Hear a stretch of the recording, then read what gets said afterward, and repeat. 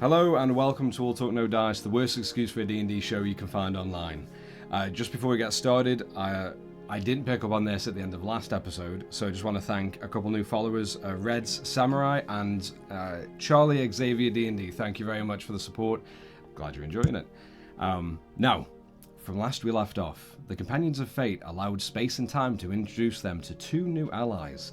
Just as you all were speaking over breakfast and attempted to access Geralt's vault, two thunderous booms echoed across the sky before two burning balls of flame crashed down hard into the center of the city, totaling one home and destroying some of the cobblestone streets.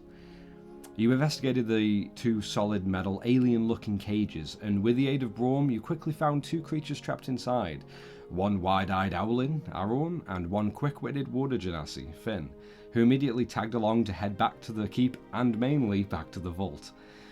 After you all began to dig into the vault whilst Red and Terra dipped out and left of their own accord, Gerald took his time to forge the will of Johann Lofstofsson, the recently murdered lord, and used his bardic arcane to trick a very naive guard, Darius Princeton the Tough, into believing he is the willful heir to Geralt, currently unknown to Theron.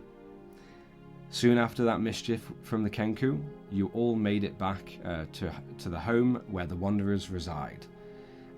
Gerald trailing a little bit further back, but as Theron, Finn and Aron, you all walk in and quickly find all eyes on mainly both Finn and Aron.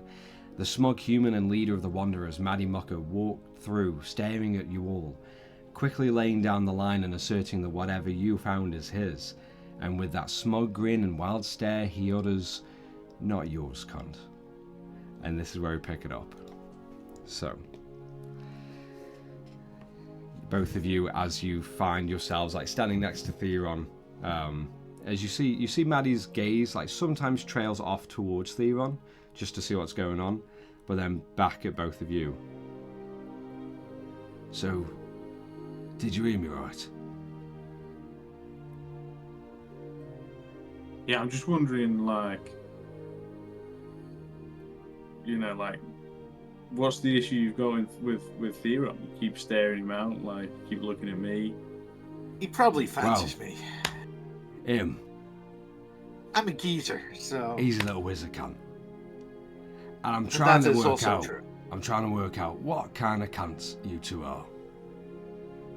What's your Probably name? not as much as one is... Well, you know. What are your names? My name is Aaron. And I'm Finn. What's it to you? And you see Maddie just tilt his head with like that sort of dry grin towards you, Finn. Right then.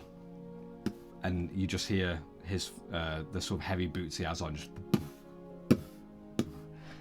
go over the wooden floor and like right up to you, Finn, like inches away from your nose. Ooh. Theron's very tentative, and he's sort of ready to use momentary stasis if need be. Have you got an issue with me, cunt? I'm supposed to be scared of this guy. Theron, you look like you're pissing your pants. You don't quite understand the situation.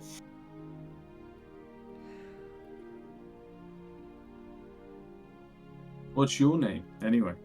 Matty. Matty. Alright, Matty.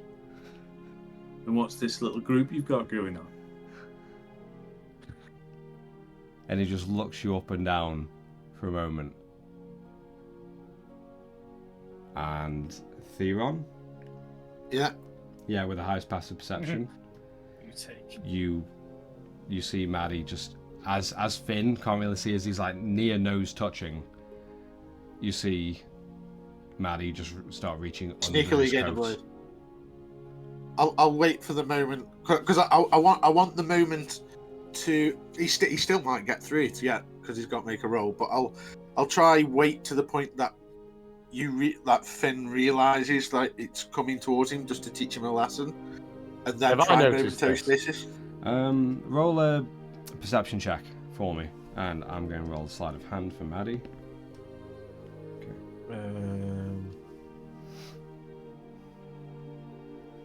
18. 18. You just barely see one arm sort of trailing down very slowly and so subtly that if you hadn't have been so keen-eyed, you wouldn't have noticed it. Okay, my big poopy feathers are gonna like shrink in to signify that I'm a bit worried.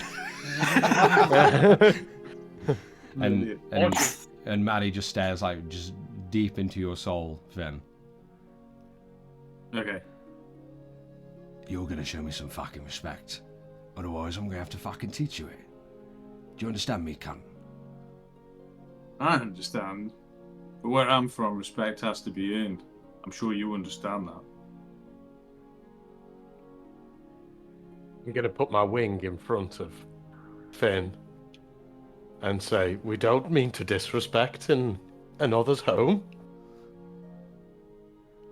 And you see Maddie just look over to you, Aaron. And he just turns back to you, Finn. Respect has to be earned, right? Oh, fuck. I'll learn it for you. Cunt. And he's going to go and just bring out a dagger. I'll use momentary stasis. Okay. Con save is 16. Natural 18. That didn't work. So that's my reaction up. So he's probably going to stab you. Sorry, folks, I tried. Oh, You'll just sort of see the situation sort of flicker, like with the knife, and then sort of rewind, and then he's still able to. Yeah, you see the visage of Maddie just for that moment, Finn, as you see his body just move quicker than you expected, and then kind of just for a moment like stutter back, but push through, and he's going to drive a dagger into before shit gets happened. Just I know it's a little add-on meta knowledge. Did people get inspiration at all?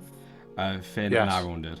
Okay, no worries. I don't know if you know if that works. If anyone fails, if anyone fails, you can use inspiration to make them reroll.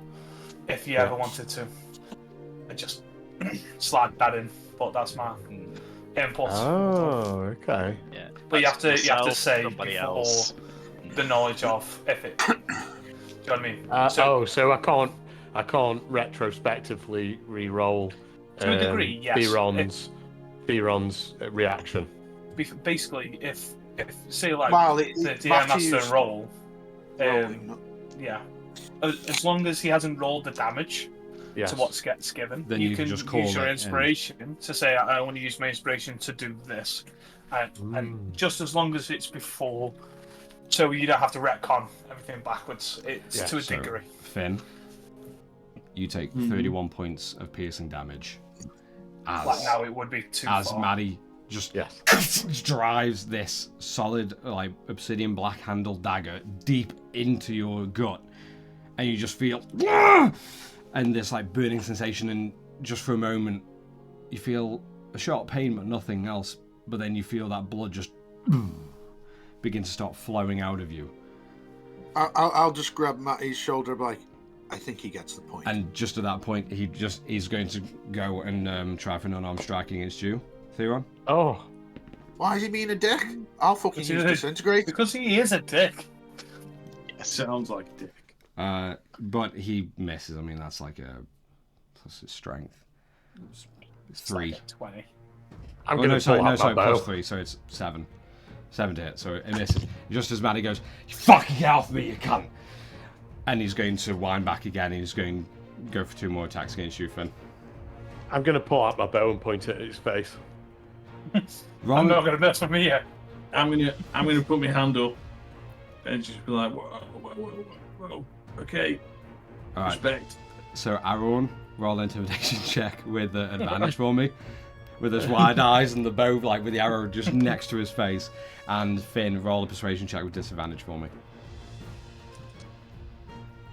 So what am I able to do in this situation at the moment? Whatever Not you want. able to do any actions. Okay. Oh, 12. Okay. And Finn, What was it? Persuasion with disadvantage, yeah. with disadvantage. That's 22. Okay, alright.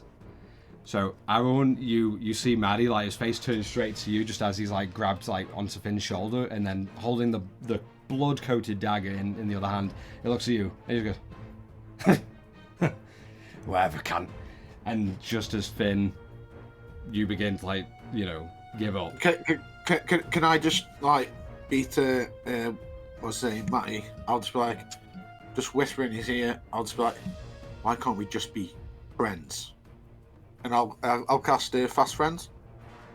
Okay. What is it? Wisdom save. Yeah, 16. 8. Yo, what does that do? I'm looking. Gotta be best buddies. You can set the creature new tasks when. Love reading spells.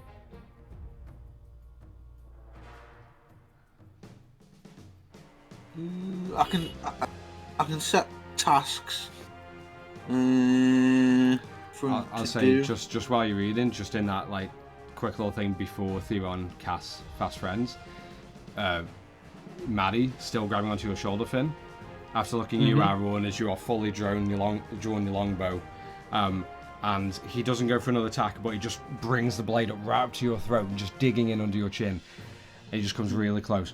Don't you ever fucking question me. Do you understand, cunt? Yeah, I think I do now. Do you get it? Is my respect earned for you? You're a pretty terrifying guy. I'll give you that.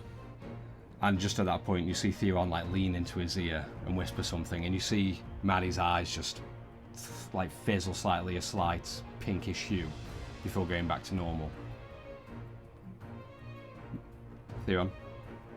Hey, Maddie, how about we make some cocktails? And you see him just like let go of you, Finn, for a second, and like still holding, like still with his hand on your shoulder, and just at that point, you notice like that dry smirk has gone, like, or that like grimace has just turned to a, yeah, it sounds good. Yeah, let's go make a drink then, mate. Come on. Yeah, let's do that. What was that? Basically, guys, he's probably going to come and find me and kill me after this, so... And it's only running for an hour, and he probably will remember fucking everything. So let's make the most of it. And just as you see Theon's coughing and whispering, Maddie like is about to walk away. Then she's like, "Oh, I forgot, mates. Just letting you know that there's some doctor here that he said that was sent from the keep. I was going to question him, but he looked friendly enough. I mean, a little bit weird with his, you know, little bit of a dicky bow thing going on, but." Anyway, I'll go get some drinks ready, mate. All right. Does anyone want anything? Just while I'm there. Did you see with the doctor now? Yeah, that's what I was going. I'll ask the doctor for you. But do you want a drink? I mean, come on, mate. Do you want one? Maddie, it's all right. I'll make him. You sit down. Okay then, mate. All right. Thank you. I've got your back, bro. And he turns around and he just stretches and and you just hear Maddie as he turns around. What a lovely day.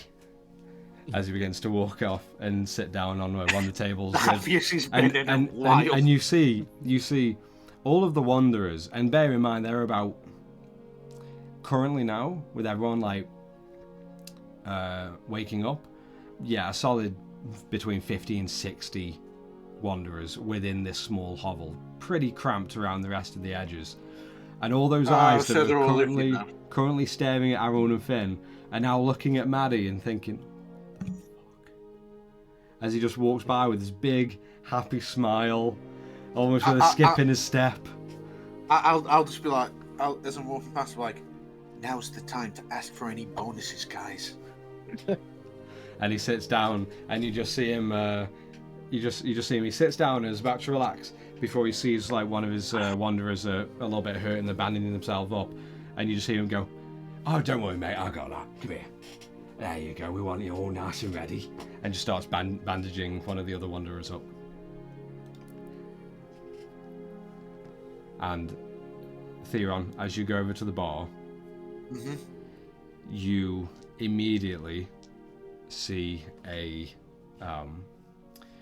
a very scrawny, large, crooked-nosed, alabaster complexion, really thin and almost pointed chin. Don't care. You see the thinning hair Go on. of a humanoid creature. You'd guess half elven, Okay. but a lot shorter. Is this the person with the dicky bow, or? And you It's see, just a and random- you see a this creature wearing a light blue button-down linen shirt with a weird muddy brown and red dicky bow. Hey, Dicky Bow, what's your name? Hello. Yeah, hello, whatever. I'm the doctor you asked for. Oh, yeah. How is Pop Pops? He should do fine after some sleep. Oh, by the way, I've got some business for you. Someone's been stabbed. Oh, wonderful. And I'll point over. And I'll just be like, that Dicky Bow, it's, I don't like the color. It's a bit muddy. And I'll use prestidigitation to make it into a more vibrant color. I don't think you can change colour with prestidigitation, can you? I'm pretty sure you can. The sewing of the whole fabric? Make it really clean. Yeah. It says a harmless sensory aspect. Okay. Yeah. Gyro sparks, you- puff of wind, make musical note. Yeah, I'll take that. So yeah, you prestidigitate, and what colour is his dicky bow now? A bright red. Bright red. I hate red. My favourite colour. The blood of my enemies. You see his dicky bow just It only lasts for an hour, I think. yeah, and you see the doctor look over with this big almost I'd say the only way I could say it is half Cheshire Cat grin, half original animated Joker grin, where it's all up to near his ears. Yeah, exactly that. Theo just carries on making drinks. And And I'll just point towards Finn. and you see very daintily, with his hands clasped in front of his chest like this, you see the doctor just very gently exit his chair, staring at you, Finn. Wow, looks like a weirdo. And with each step, he has this weird little dip, I'll say almost as that if as he's well. doing some theatrical dance. Like I'm gonna whisper to Arrow next to me, and we're gonna be like, "I'm not sure about this guy." I'll just look at your back with a huge eyed glare. Gets even more puffy. Yeah. Yeah, I thought so too. Yeah. And he steps up to you, Finn. Hello. Oh, this guy's creepy. Oh, I've heard you're a doctor. You're a bit scary, fella. I'm Dr. Alice Springwater. Oh, even the name. It looks like you're hurt. I really am. Listen, if you can help me out, whilst maybe squinting a little bit, that'd do me a big favour. I've got gold. Roll a persuasion check with advantage. As everyone's huge eyes blink, blink. Turning my head all kinds of weird ways. Yeah. 23. 23. You see the doctor kind of shrink back for a second. I apologise. Would you like some aid for your wound? Yes. You suddenly seem like a real nice guy. Yeah, I could really do with some help, please. Please. Okay. Just lie down Something on that about table. it. Okay, I'm gonna jump on the table. And you're like, nothing weird, please. Just the hole. Fix the hole. I'm a professional apothecary. Finn, I'll Don't get you worry. some drinks in. and Make it 2. And he begins to start. I'll make it like, 3. Make it 3. I'll make it 4. I'm just going to wink at you at this point. He pulls up your garbs and like just sees a stab wound and starts assessing it and beginning to get small goes to clean it up.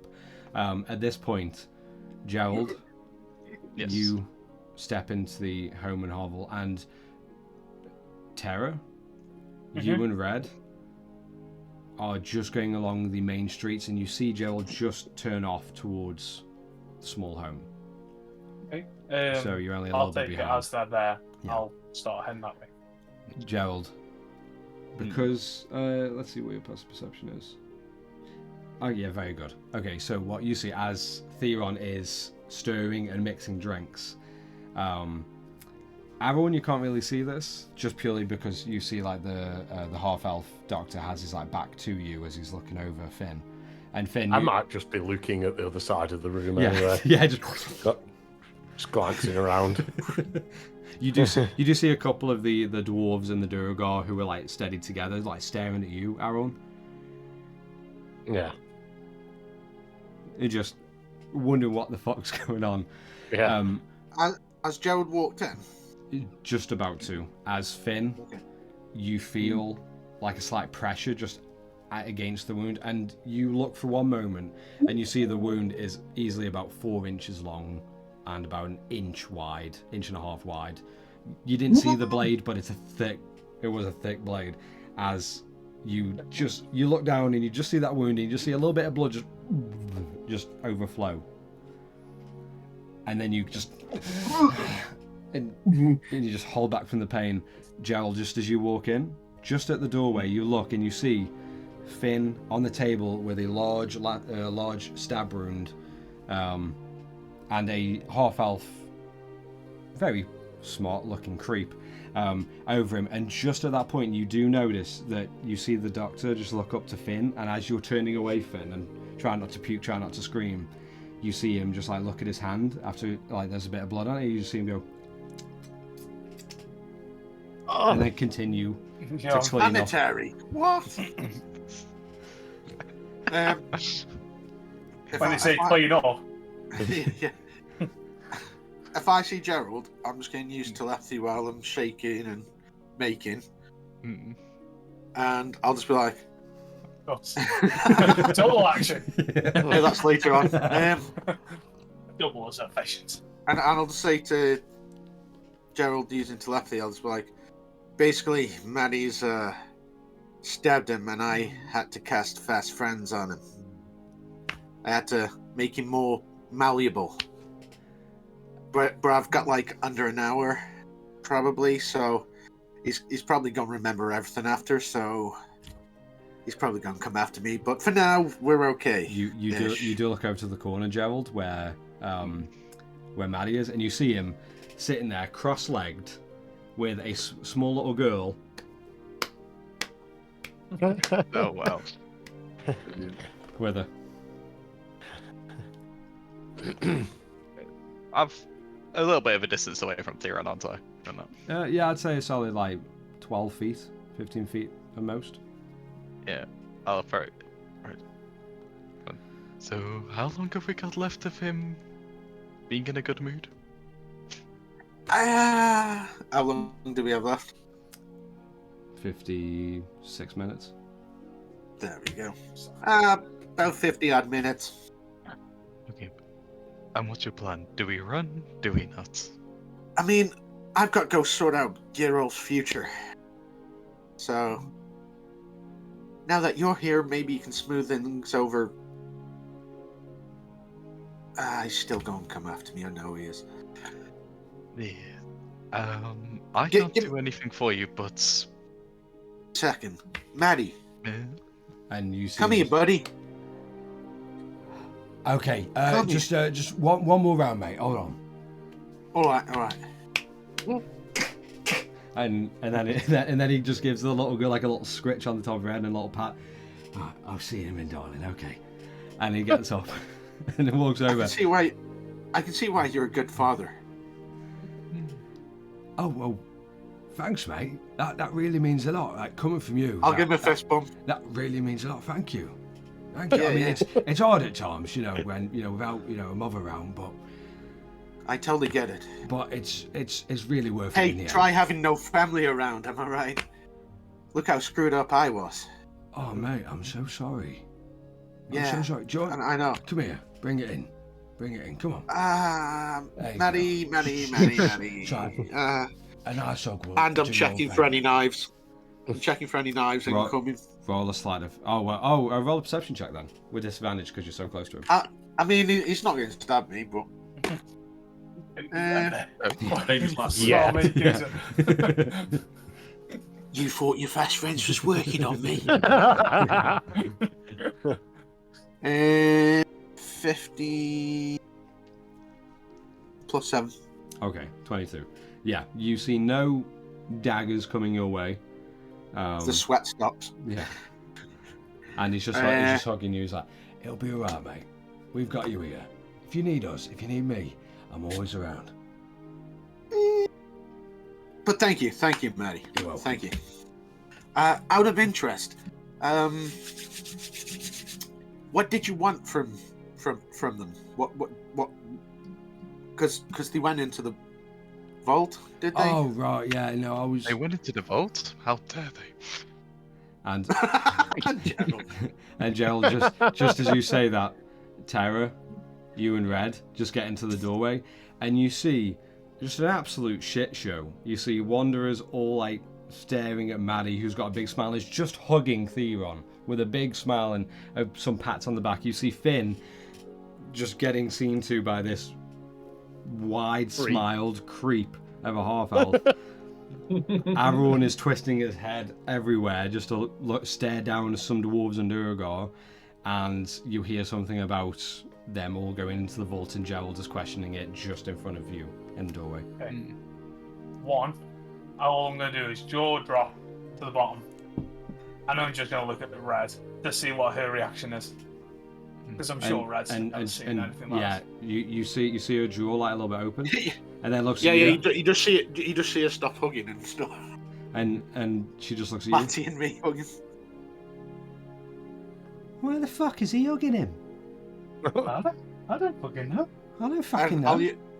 I'll use telepathy and I'll basically say the same thing that I said to Gerald to Red.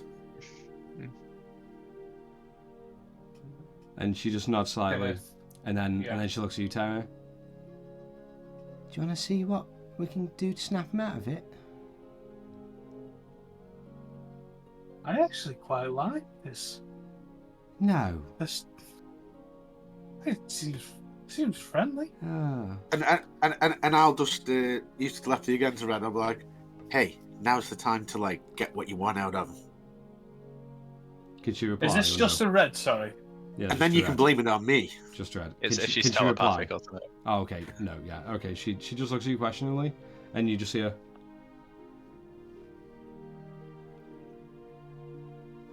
And I'll just be like, "Hi, Lily."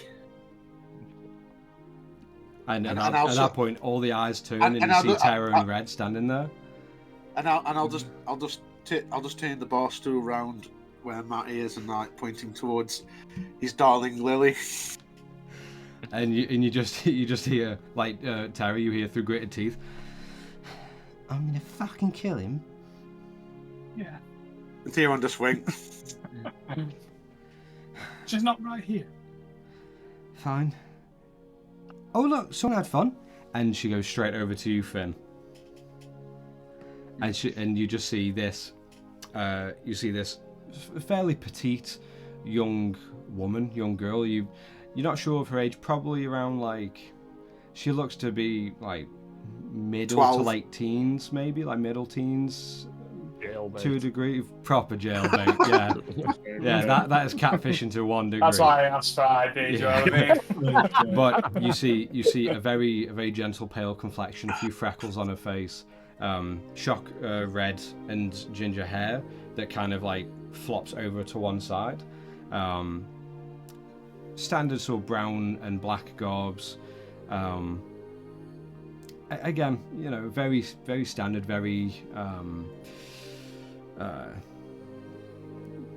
inconspicuous, very just plain almost to a degree. Human. Yes. Yeah. Okay. Yeah. I'm And she just like goes gonna over and sort she's of- just standing like looking at you. going to try and sort of occupy a bit more of a relaxed pose, less sort of like rigid and in pain. Yeah. I'm just going to be like, don't worry, sweetheart, this isn't my first time. Roll a persuasion check with disadvantage.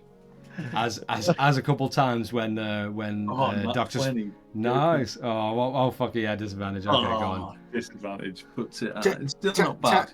Tara, what are you going to do about this? 19. I'm talking 19, smack to you, okay. girl.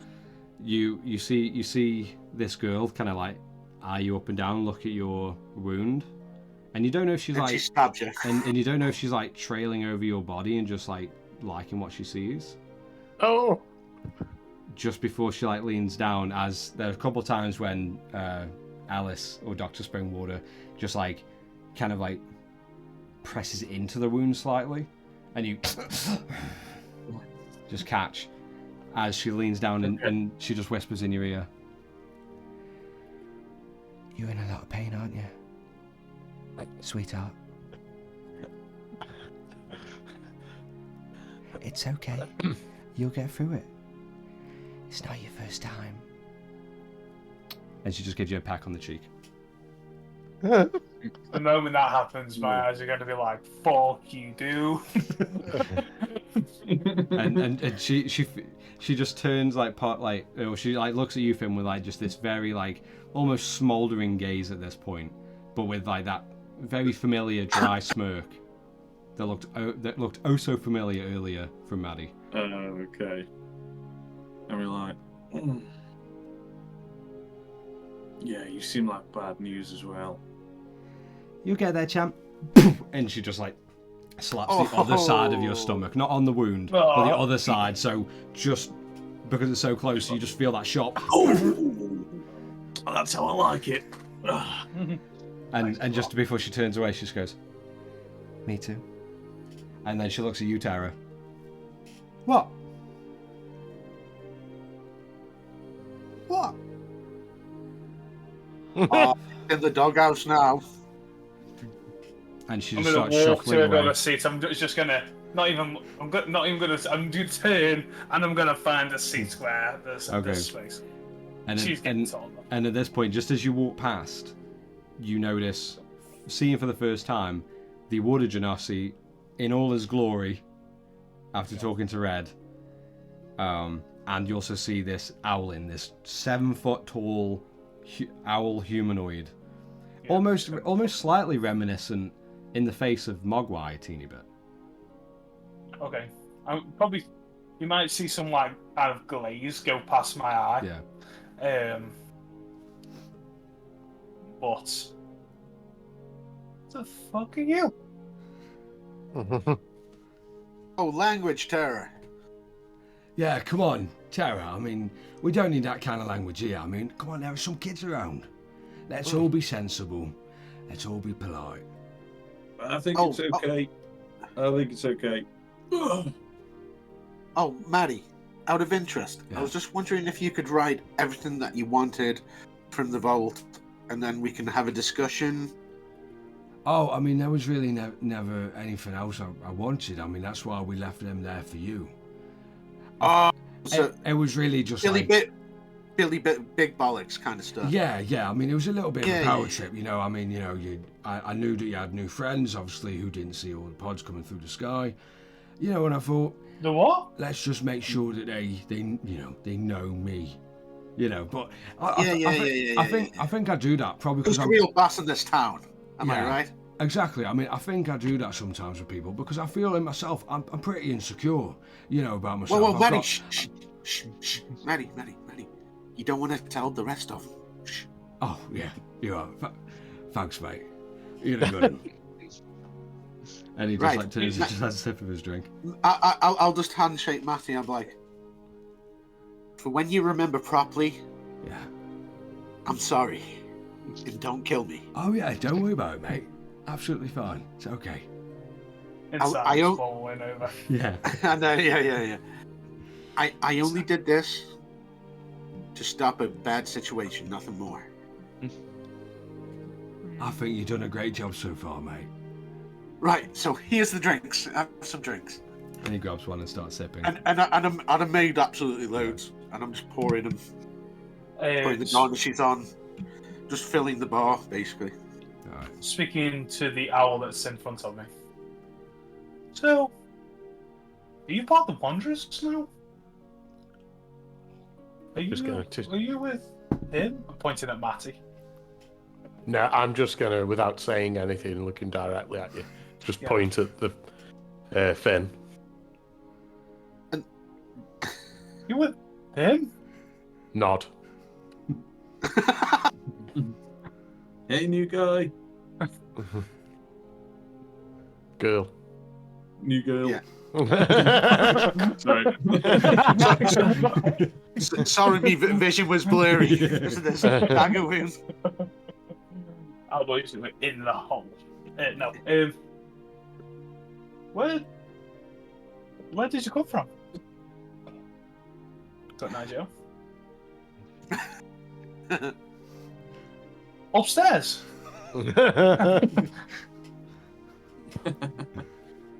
Space. I'll point out of the window at the pod, if it can be seen.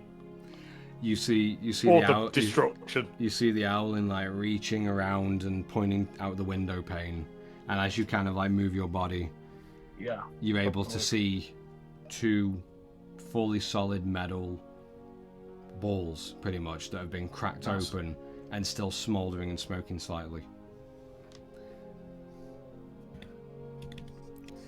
And then, after I've signalled out to that, I'll take one of me good berries out of my pocket, hold it up in the air, and then simulate it goes and smush it into my palm. Oh. Very So, good rendition. So what do you know?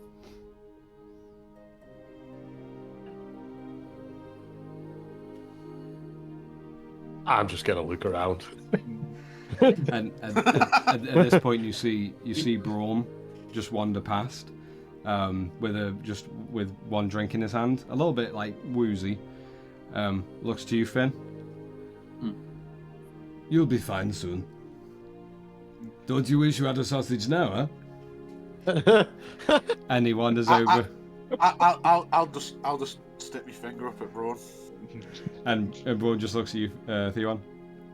Gets a sausage out. And he kind of stumbles over towards you, Gerald. And just as he's passing Tara and Aaron, he looks at you, Aaron, and goes and cuddles in slightly into your big bushy fur body, just at the point of like also at the same time like slamming his hand up to your I guess it'd be up to your hip, Tara. Okay. And as he cuddles in, you see him like look at you. I'm glad to see you back. Thanks. And then he Glad looks to see you. he looks up to the extremely tall Owlin, and just looks up to you, Aaron, and you just hear him mutter, "You know, I don't know why you don't speak so much. You have a lovely voice. Anyway, enjoy your drink." And he hands off one drink to each of you, and goes over to you, Gerald, and just sits down and looks at you and, "Hey." Gotta be careful how you're cuddling up to those other bird folk, you know. Oh, is somebody jealous? my Shut your mouth. And he just like grabs you, like pulls you in, like sits you on his lap. Oh god, I'm resisting. This cuddle is not for you. This is for me. This is definitely for me as well. Oh. Are you nearly done?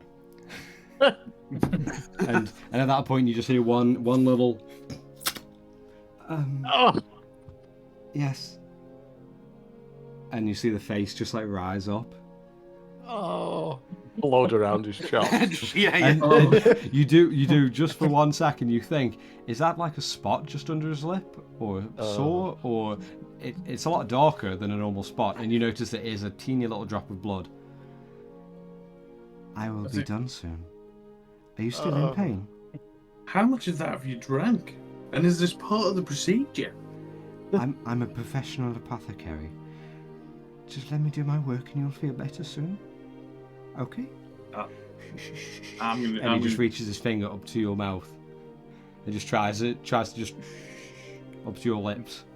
And at one point you see him just like hook your lip a little bit before he pulls away. No, I would have grabbed his finger. Yeah.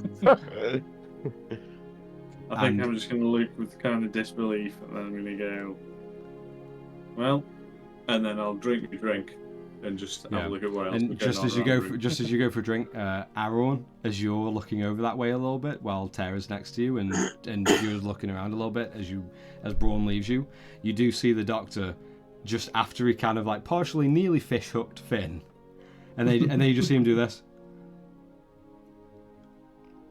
Oh. And then go back to cleaning the wound and dressing it. Very Sarah. Yeah. I'm gonna try and cast a loop to Finn that I'm freaked out. I always look. Yeah, I always look freaked out. So I guess he's not gonna notice. Okay, Just even more fuck you. I'll catch the look that Aaron gives me, and I'll take a look at the wound and see how it's doing. What you see, it's completely clean. You see, he is just finishing off the last 2 small stitches with a needle and thread, and I mean, you look down and you've never really been into sewing or like making your own clothes or anything like that, or stitching up wounds. It is impeccable, the job he's done. Nice. It is minus the blood. Yeah, it is incredible. It's like it's as if he's just like stapled little thread to you, and that's it. You barely see the laceration at all. Cool. Just before he begins to get fresh gauze and bandage over as he finishes his last one. As I look back at Terra, like, because this is my first time seeing Terra, do I notice anything? What is she wearing? Okay, so of right now, I believe I can't remember what the Omni dress is like, because I know the example. I just can't fucking remember. The standard Omni dress itself, I believe, is like a light navy blue. But you can change something it smart in it, but practical. But you can change it to whatever you like. Yeah. But skin-wise, you see greyish skin. Small hints of green, but the smallest amounts. It's very much greyed out. A massive dreadlock hairstyle, but it's still greyed out. Slightly darker grey. But you just see 2 little horns coming out of my head. Greyish skin all over my hands. Slightly darker nails. I look fine, just like, is it Schindler's List where just one thing's red, everything else is greyed out? Oh, that's yeah, what I look like. Schindler's List. Well, that's the only example I can think of. That's what I look like. I'm just all like dulled out, and everyone else is the colour instead of it being the other way around. Or maybe Sin City. Yeah, Sin City. Okay then, Sin City then. But I can't think of that. So that's my example.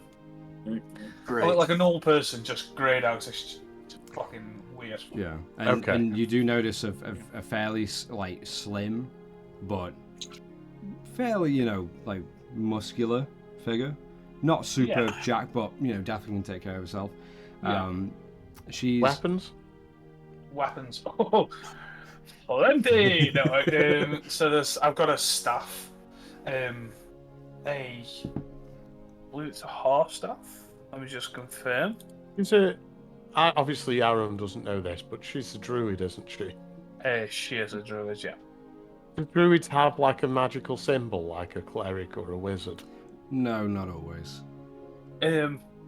Like a symbol like, this is my god, or is that what you're asking for? Like, this is my signifier that I'm a druid.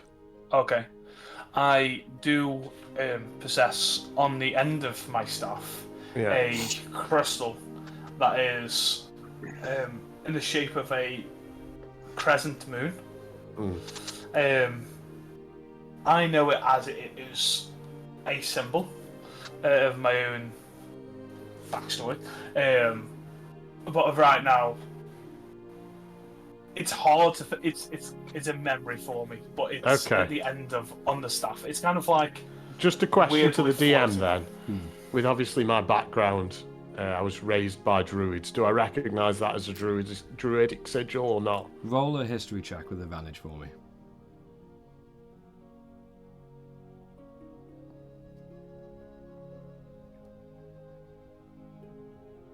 The only thing I would say to DM is that 17, sorry. Okay. Even more of a backstory based on my first part of time. Monks were normally the ones that would possess the spirit that I possessed at the time. Okay. So I don't know on how much a druid would know. But I don't know. I'd say, Aaron, as far as like general symbols, obviously it was very much akin, like when you saw or read about and saw on the other druids around you, the different patches or necklaces, and they'd have like, tufts of wheat as a symbol. They'd have the burning hot sun over a large hill. You'd see rain clouds. You would see crescent moons. You would see maybe stars every now and then, but not as so much. But you, at least on the end of the staff, with a crescent moon little bit at the end, you might assume that it's one of those druidic symbols, but then again it is also fairly generalized when it comes to druids of what they decide to show, what they worship, what they treasure in this world, whether it's the sun for the crops, whether it's the crops themselves, the rain, whether it's animals or the moon. So you could, best guess with 17, it hasn't been uncommon for you to see crescent moons as symbols of some of the druids that were with you. Okay, I'm gonna just gently caress the moon on the end of your staff, and I'm gonna say, do you speak the language of the forest? I'm going to reply in Druidic and to see if you would know. What knows what it's going to sound like. Yeah. But I'll just say, yes, I do. There's a language called Druidic. I did not know that. It doesn't say this on my character sheet, DM, but obviously being raised by druids, can I speak that? You speak it. Oh, can I recognise it at least? You do recognise it, yeah. As far as right now, maybe not speak it, but you do recognise it, and it's music I will to your use ears. I will use very basic terms. Yes, I do. I've known this all my life. Yeah. Do you speak it? Yeah. Okay. Then I'll reply with my kin. They are druids.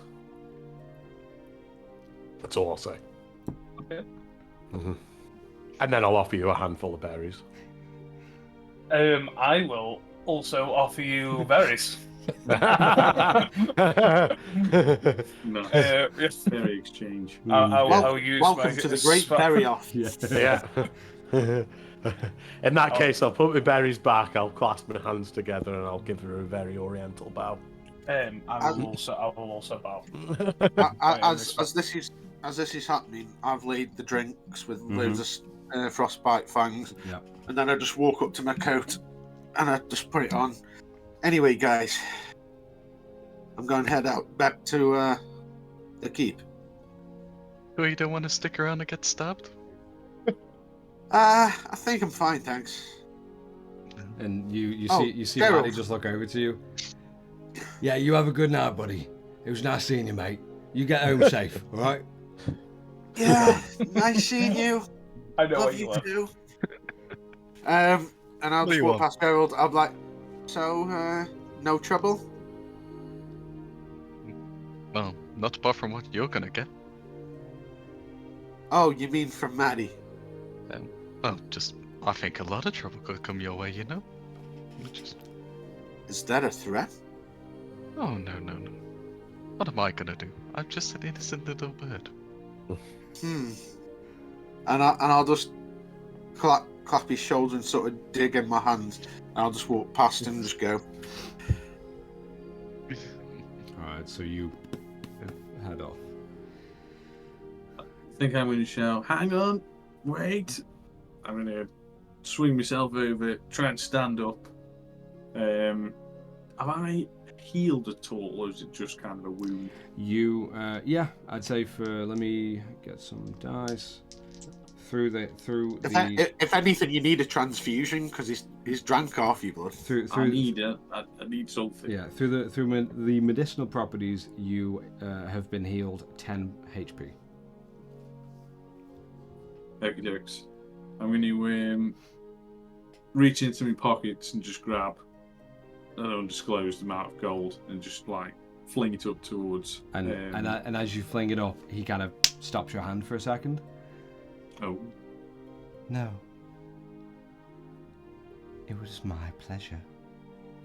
Oh. okay. You're a weird guy, but I feel much better. Thank you very much. I'm going to clap him on the shoulder and march off towards the bar, get like a handful of frostbites, and follow Theron. All right, you clap him on the shoulder and you feel him like as you continue to get up and go get drinks. I'm just going to give him a bit of a weird look after he smiles. Grab the drinks, and then I'm gonna look at Matty just before we leave. I'm just gonna say, Theron's made you look a right mug tonight. See you in a bit, anyway. And follow Theron. And you just write in my notes, Theron Sports. and you just see at that point, you just see Maddie kind of like put one foot up on the table. And he's like, "Oh yeah, all right then, mate. Yeah, I'll see you later. Yeah, you have a good one, bud." Oh, little mug. Oh dear. I'm also going to follow those two out. Okay. So, Theron heads out, and you see the injured Finn just clambering up, grabbing a bunch of drinks. And Theron, just as you leave, Finn, you turn around and say that to Maddie. Before you turn and quickly skip towards Theron, and Aaron, you begin to make your way out with Finn and Theron in tow. It was not me and you. In my head, look at you while I'm walking away. Yeah, just 180. Just like, oh. Yeah.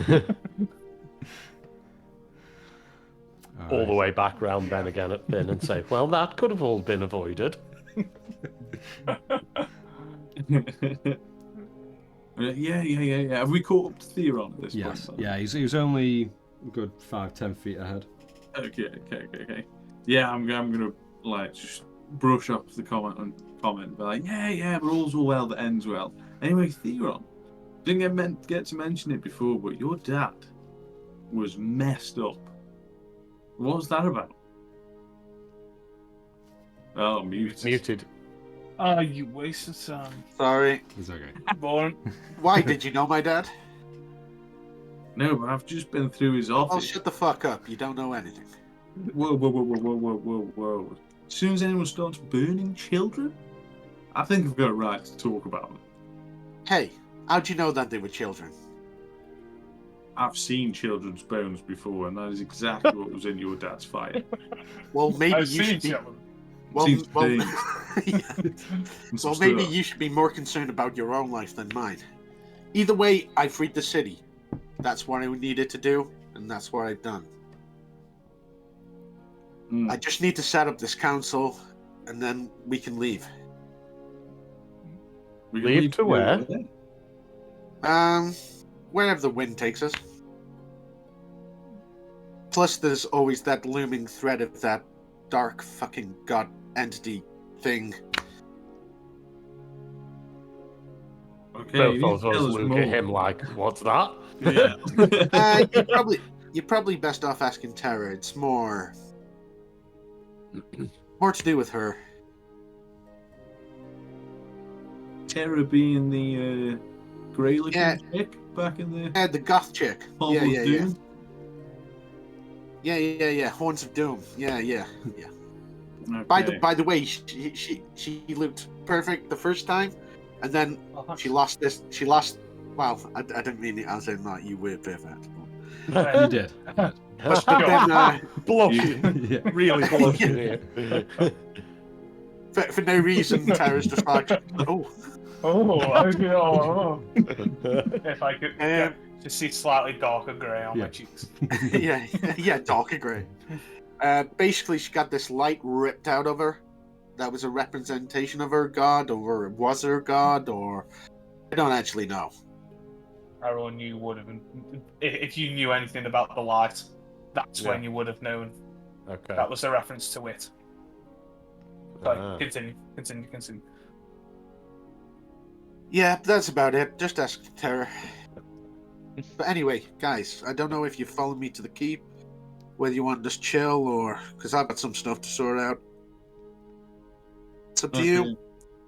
Well, it sounds like you're on some boring politics stuff, so Yeah, I'm pretty gonna head much. back there and risk it with the stabby folk. Good luck. See you I'm just later. going to follow Finn like a lost child. Yeah, okay. Yeah, just as Finn turns. Yeah, I want you to kind of like walk forward, then you just follow Finn. And as I'm walking off, I just let go the concentration of the fast friend spell. Okay. Oh, Okay. shit. Okay. So, Tara and Gerald. As you see, Red is sat there kind of like in a huff and just constantly like looking up at you, Tara, like just waiting. You see Braum is cuddling Gerald, and they're cuddling each other just for a little bit on the chair. And currently right now Maddie is just looking up and looking around at everyone. You know what? I really like all you guys. You know what? If I honestly, I couldn't have asked for a better group of wanderers than all of you. So give yourselves a pat on the back. I'm serious. No, stop laughing. I'm being serious, mate. You're all amazing. All of yous. All of you. You prefer him when he was a cunt? Just looking up at Brom. I mean, it's definitely a lot. Oh yeah, no, I prefer a cunt. Yeah. So how are you? Well, not too bad. I did a little thing. It's all good. Oh, did you? Gonna see how it plays out. Okay. And you see him like kind of like put you off of his lap and onto the chair in front of him, and he just. Right, you've Tell got to me. keep this a secret. When do I ever overshare? All the time, but okay. Okay. I died. All I've done is just may not have slightly altered a couple words on a will, and put it that some random god is now in charge of the entire town of Giroff. Oh, I know. It's great. that is awesome. And now Theron's going to try and make this entire council. He's going to come up and try and destroy it. And we find out what works. That does sound like a lot of fun. Although I'm going to be a little upset when Theron gets killed. Oh, yes. Hey, well. Tara, can you revive people? Sorry. Let's see if I've still got it in me. What's it? I do. No, What the fuck? Tara, you don't need to. When he dies, it was meant to be. Are Just you let sure? it happen. It's a natural course of life. It's supposed to happen. Besides, if you couldn't bring life into my cousin again, surely you wouldn't be able to for people like Theron. I mean, he's okay most of the time, but I wouldn't trust him to have my back on the field. True. We have right. Yeah, it's happened multiple times. Oh, and also look, I got the new hammer. Nice. Does Yes. it look like pop-ups? No, it looks like the one that he took after he Taken from killed the Goliaths and the orc. It just holds it up. Looks nice. I know. It fits you. It fits you. Thank you. And he just like slams it down to the ground. I'll point at one sack for Red. Quickly jog up to Gerald. Gerald, who's the two guys? Do you know them? Yeah, we freed them from the pods. They seem to be from like way up. Yeah. Like Not ship like upstairs. Okay. But A floating one? seems to be. But even higher up. Higher than we can go. Crazy. They come down? I don't know. They kind of I mean the owl's a bit sketchy, but He seems the okay. one's alright. Okay. Everyone loves the fluffy ones. Yeah, you jealous? Oh, I think someone is getting a little jealous. I think so. Which and one? you two can show. Gerald, seriously, which one out of you and me was the first to say about, seeing other people? Because we're not serious, are we? Of course not. Like, we're serious in a sense. We have a nice relationship. Of course, but who was the first one out of you and me to decide that they wanted to get balls deep in somebody else? I'm going to take one large step back. But enough to hear. Yeah. I'm out of this Yes, conversation. alright. Fair enough. Okay. And besides, I haven't even gotten anywhere there yet. I just think his feathers are cuddly, that's all. Not as cuddly as yours, but it's just a little bit of new. No, you are perfectly fine to pursue whatever and whoever you wish. Thank you. See, this is why I really, really like you. However, I do like the attention on me. I can't Then deny. you will have all of my attention. That's one thing you definitely do not need to worry about. If you were starving, or even if you were a little peckish, I would always give you my sausage. Oh. I'm going to You turn are around and be like, I'm safe to this And conversation. he just brings his hand up, and after that agreement, he just brings you in for a big kiss on the lips and a big hug, and then you leave each other's faces like giggling almost. Just that point, you see Maddie, just with like that young girl who's playing patty cake with, is just holding up and going, whoa, yeah, oh, and like going up and down and spinning around, and she's elated. And you see Red just looking over. Okay. And then her eyes meet yours, Tara. I'm going to start walking to her. And she just looks at you like with the biggest like stare ever, like kind of facing off a little bit. Yeah. And she's just like lounging in the chair. What? I saw you then. When? What did I do? But, and I'll point at the table where Finn was. I saw you what you were doing too. I said hello. That's not what I heard. That's what I said. I'm gonna pull out a page out of someone else's book. It's not what you said. It's how you said it. I really I throw didn't that like it. argument in my face. Oh, okay, listen. Yeah. And she sits up, and you can tell she's engaged now. Yeah. I get it. Okay, Right. right. Sat on the chair. But I did get you that ring. You did, And it's a beautiful ring. but you can't go kissing everyone else. I didn't kiss him. I just, a peck on the cheek. You That's still a kiss. you do the same for Braum. You do the same for Gerald. You'd kiss him on the cheek. I'd give them a firm handshake. Okay, Hug a baby. all I was doing was just seeing how much, well, one, how much of a little pussy he is, and then second, just to see how much we can manipulate.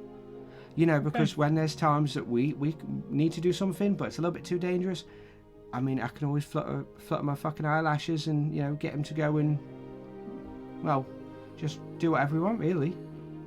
Are you trying to say that you flutter your eyelashes at me? No, you definitely can't be manipulated.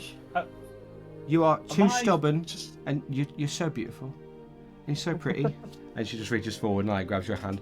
And you are so smart and amazing. Can I perceive if she's fluttering her eyelashes? You're lying to me, aren't you? No. I really mean it. You're amazing, you're smart, you're funny, and you're beautiful.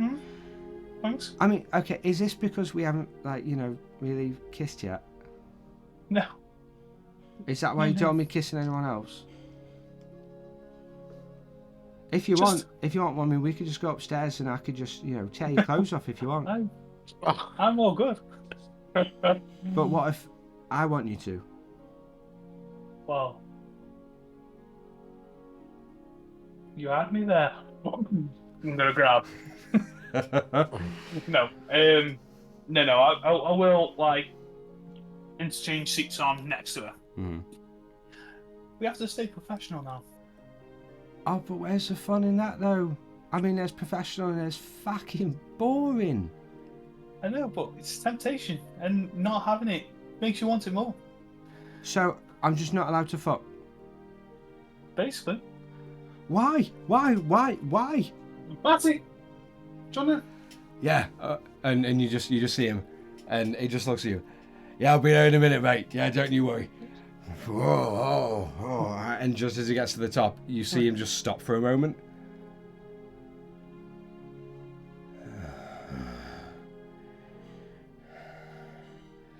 And you see, like, the face just turn from that smile to just anger. Your dad's back. Cut! And he just launches the little girl.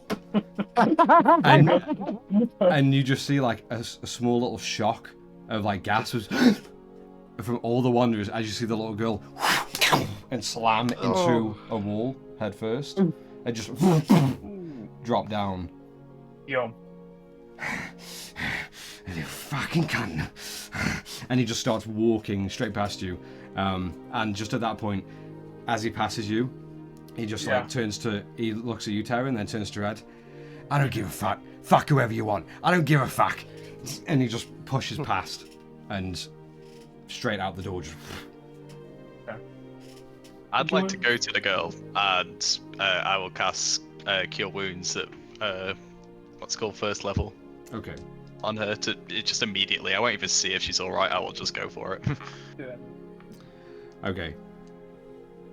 So you cast Cure Wounds, and normally you will feel that like that connection as the magic like delves into them and fills out every cell.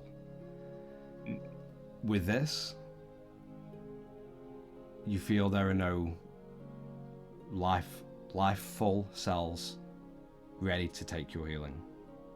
Oh God. Oh, dog.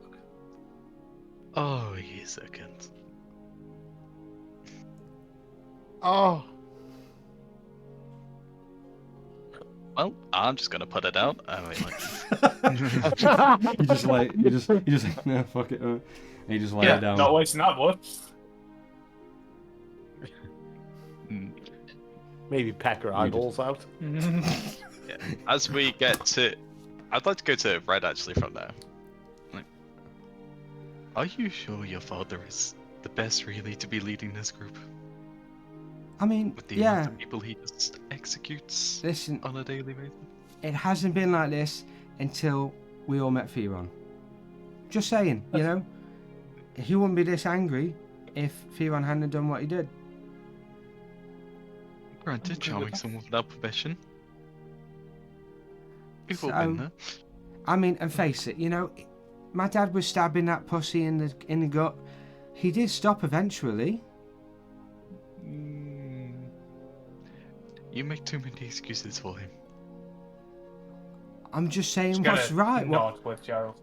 I don't fucking agree with that. I've got to agree with it. What? He's my fucking is. dad. What am I supposed to do? Well, Yeah, so we can just say, okay, we'll just kill your dad. If that's what you have to do. I feel like you're agreeing with Gerald also. Okay, listen. He's the only parent I've got, so just let me try and work out his issues first before you try and kill him. Because then if you try and kill him, I'm going to have to fight on his side, and then all of you are dead. I mean... I'm gonna grab her hand. Well, I'm gonna like use my thumb around the hand to make it not like charm, but make it more on our side. Like, well, no, you got us. And you just see her kind of looking up at you, like almost like I'll in a daze. I'll say us, but then afterwards I'll mouth me. And Oh yeah! roll It's getting me hot under the collar. Yeah. It's better than 50 Shades. Can you roll a persuasion check with advantage for me? Will do. That was tried. And natural 20. Nice. 4 natural 20. Okay. Persuasion complete is 23. Fucking hell. Okay. Just that point you see Red. I mean, you know, just one little kiss would really do it. Really, really make me on your side. Just saying. Really convince me to stay where I need to be.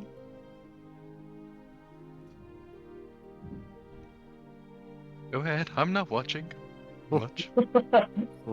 That's all. Yeah, I'll do it. Okay. You lean down. I'll pull on. Okay. If I'm Yeah. going for it, Yeah. I'm going Just for make it. a point of it. Okay. Yeah. You see like the cockiness in Red quickly falls as her entire body just goes limp under your hands as you kiss her, and then you pull away and she's just bright red cheeks. Yeah. Excuse me for a minute, and she just runs away. Cool. Runs away No worries. upstairs. She's definitely on our side now. Just that Gee, point. Sorry, I'll Rob. just say, I don't actually want to just kill him, but Oh no, neither do I. he may force us into this position, right? If he does the wrong thing, he deserves his consequence. And worst case scenario, Red's taught enough so she can teach everyone else. She can fall into place. Take control. Okay. Exactly. So I feel confident. And for me at least, I am maybe 2, 3 more dead children away from killing him myself. But I'll give him that grace period just in case. Oh, you didn't know if the child was a dick. I get you. Exactly, I didn't know them, so maybe she deserved it. Who knows? Anyway, let's have another drink. And he just slides a few more frostbites over. Just at that point, Aaron and Finn, Uh-oh. you're She's on a rampage. You're walking back, and I'd say you're solid, like maybe 10 minutes away from that hovel. You see the long grey and black trench coat, the slick back hair now just ruffled and everywhere in like a hot, like anger sweat. You see Maddie's smirk, his smug look is gone, and he's just and just like clenching teeth, just walking straight to both of you.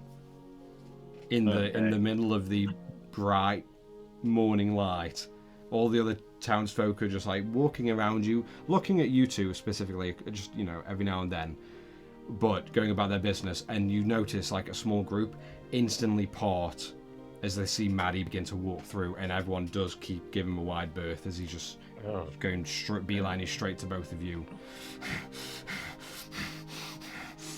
I was like, arrow, duck, and then sort of push him off to the side and through the crowd. Okay, all right. Behind the closest building. All right. I can actually use my stealth ability. How many? It says it takes me a minute to That's sort 10. of hide. That's 10 rounds. Oh no, sorry. Yeah, 10 rounds. Yeah, 10 rounds. So a long okay. time, really. So too late for that. Okay. In that case, can I prepare a spell as a reaction? Is that a thing? You can prepare. Yeah, you can prepare a spell, and then whatever you call it as, like when this happens, the spell will go off. If that dude spots us and looks like he's gonna attack, that is when I'm gonna trigger my spell. Okay, what spell are you preparing? It's one of my Swarm Keeper spells, so it's web, but obviously it manifests with my swarm instead. Okay. So just at that point, as you turn your large owling face around and you see Maddie just coming through the crowd, about 80 feet away or so now, staring at both of you. As the crowd kind of passes in between you guys until he gets closer, as which they just stop and give him a wide berth. Finn, you kind of like drag everyone a little bit down and duck and start trying to move off into the crowd into an alleyway. Can you roll could both of you roll stealth checks for me, please? I'd say as well, because you're going into the crowd with advantage.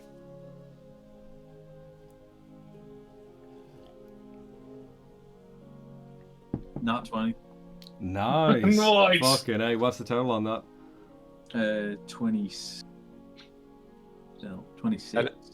Fucking hell. I've got a 22. Nice. So 27 and 22. Both of you just almost like merge into the crowd, never going above anyone else's head level, except for some halflings and gnomes. But you see Maddie continuing on that straight line, and you've moved off just to the side, and he just straight past you, just not looking anywhere else, just beelining for the keep. I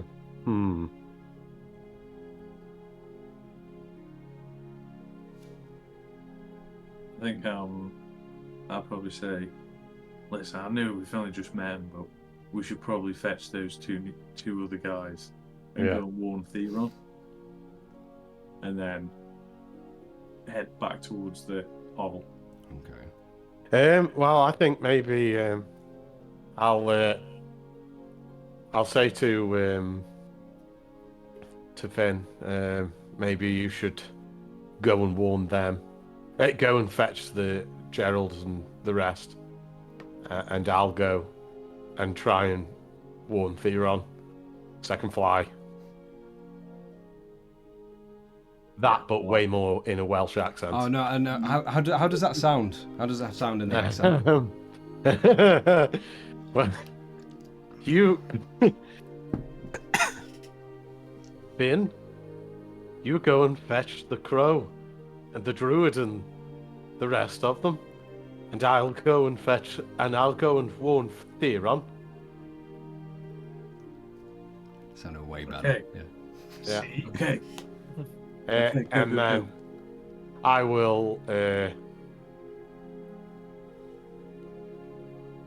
to try and enter the keep from the top. Okay, so Finn, you begin to bolt like through the crowd and through the wide berth that is like still left for a second before they start merging together again, and you head back to the hovel and you hear a couple other people go just as you see Aaron just like straight up in the air before the wings unfurl and he just catches wind and begins to fly off. And you begin heading straight to the keep as Finn runs to the hovel. Theron.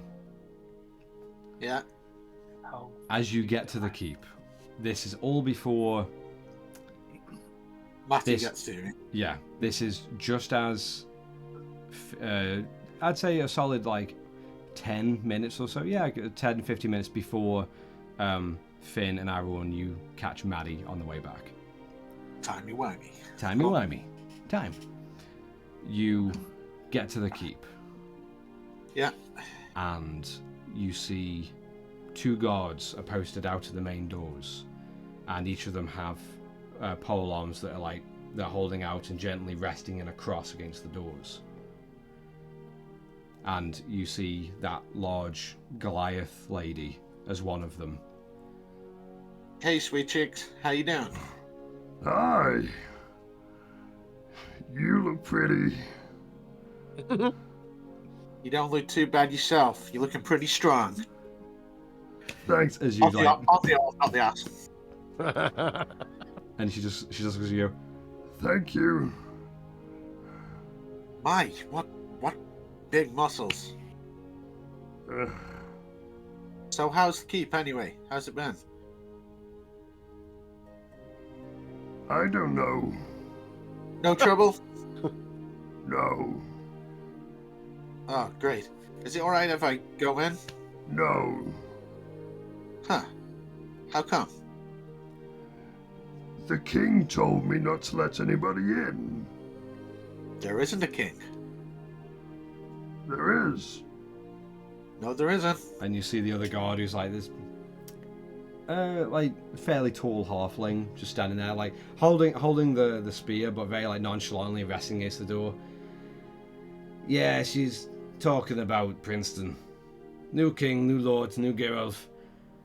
All the promises that you can imagine.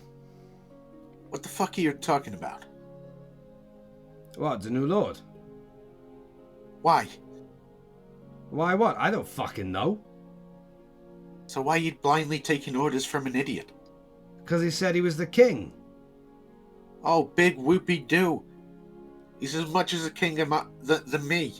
Listen, buddy. At least I've got some lineage. Whoever you are, just back the fuck up, okay? I'm fucking the lord of this keep, you prick. No, you're not, prick. Because the lord is inside. The lord is about to be dead.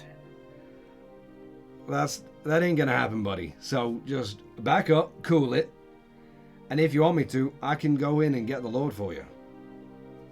No, don't worry. I'll get in myself. I just walk up. Do you want to walk off? Yeah, but I'm going around the side. Okay. I'm going through. Yeah, you hear the Goliath lady.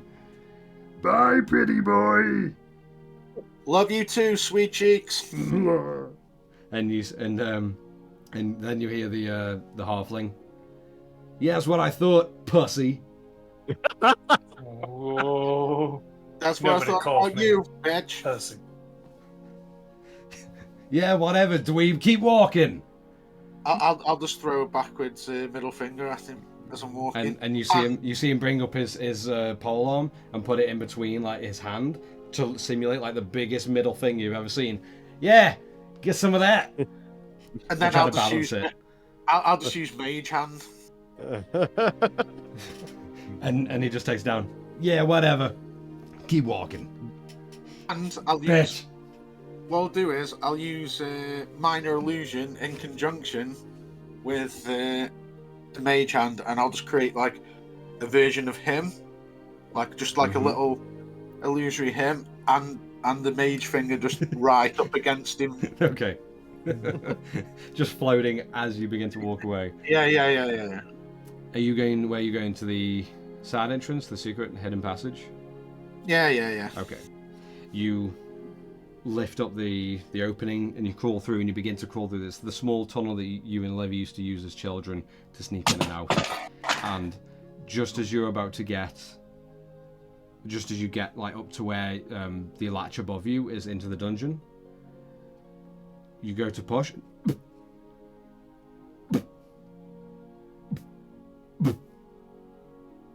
Solid. Fuck's sake. I don't really have any spells that'll do anything with it.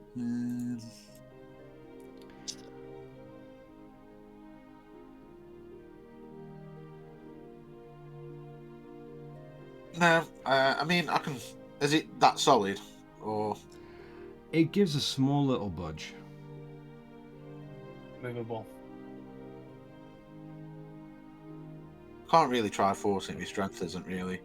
Okay, I'll go back. Yeah, go on then. I'll give it a go. You may as well. Yeah. Strength check for me, please. 1. No, I'm joking. I don't know yet. Trust me, drop it. Just re-roll it. I couldn't see it from that distance. They wonder got a natural 20. Yeah. Oh, whoop de do. I think it was, you know.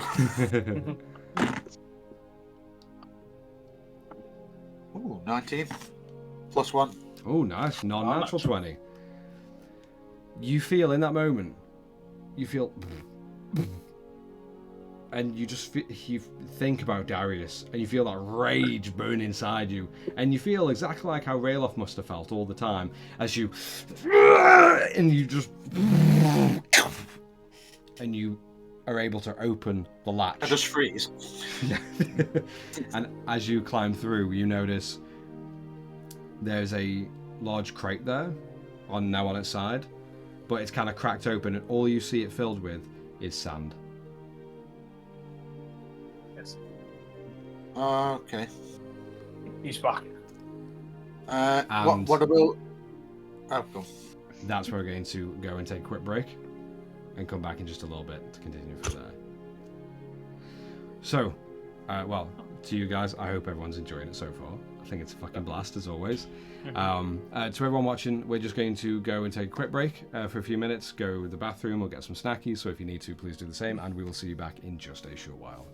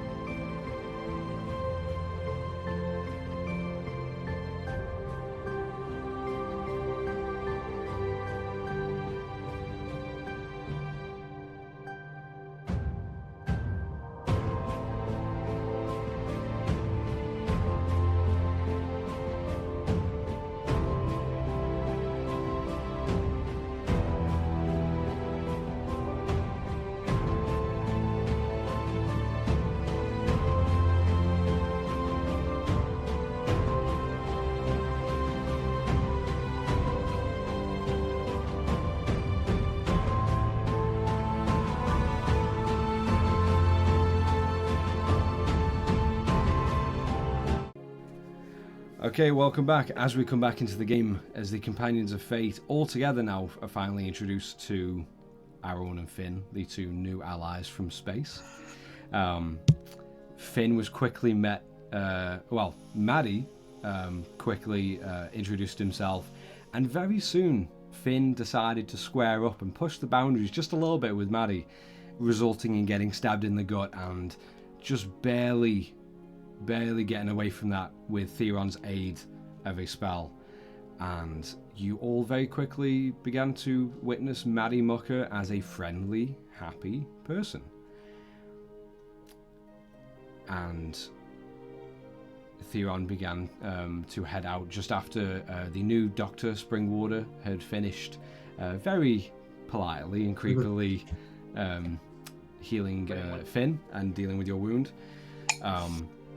You all then began to talk a little bit amongst yourselves as Theron, Finn and Aaron left for a little while, all before Finn decided, okay, it's time that we go back so Theron can do his politics stuff. And Aaron just happily followed.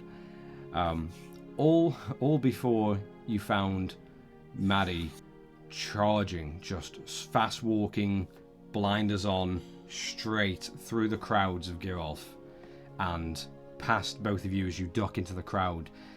And very soon, Aaron, you decided to send Finn off to warn the others as you set to the sky and headed to the keep, hoping to make it to the top. And very soon after, or very soon in that moment, as Terra and Gerald are enjoying the time and giving Red a stern telling off,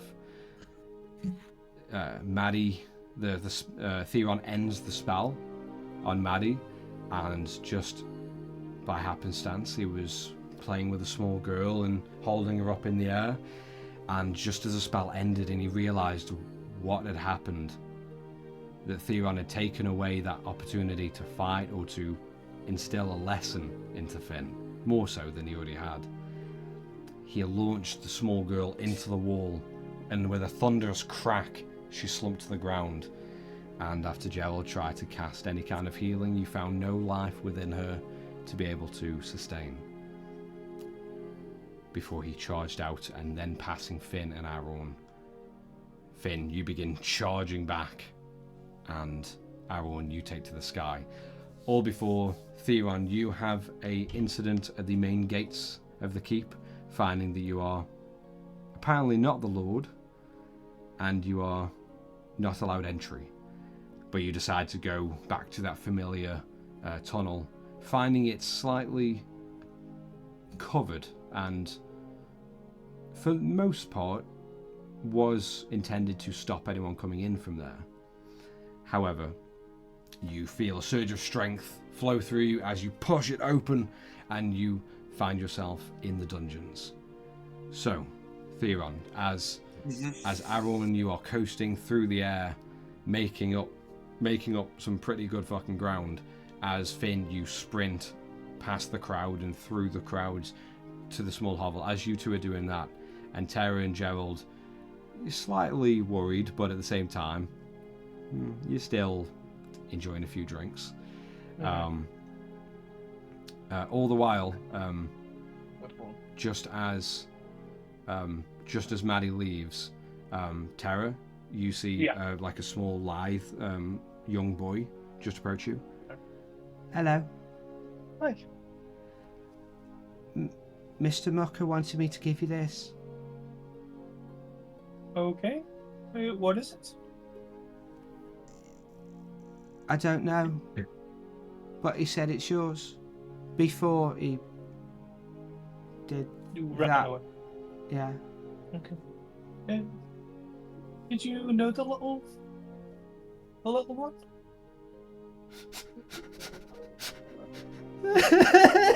And he starts walking away, and you see a parent-like figure just holds him. Yeah. I would have attempted to try to hug. Yeah. But with him going away, that's fine. But Is it just like a small box or? it's a small box, and as you open it, you find inside is a pristine magnifying glass, exactly like Duke's second eye, except the glass Yeah. is already green. Already green. Already green tinted, at least. Okay. Is there anything in it that may tell me what it is? Vice versa? No. Okay. I will pull out Duke's original spyglass, pour some powder over, and I'll look at what this is. I'll have to identify it because I don't fucking know. So what it I'll is. say just while you're taking the time to do If that, it's stuck it. Theron, you find yourself in the dungeons, and it's eerily silent in there. You don't hear the rattle of chains, you hear no mutters, but all of a sudden you just feel this awkwardness, this silence.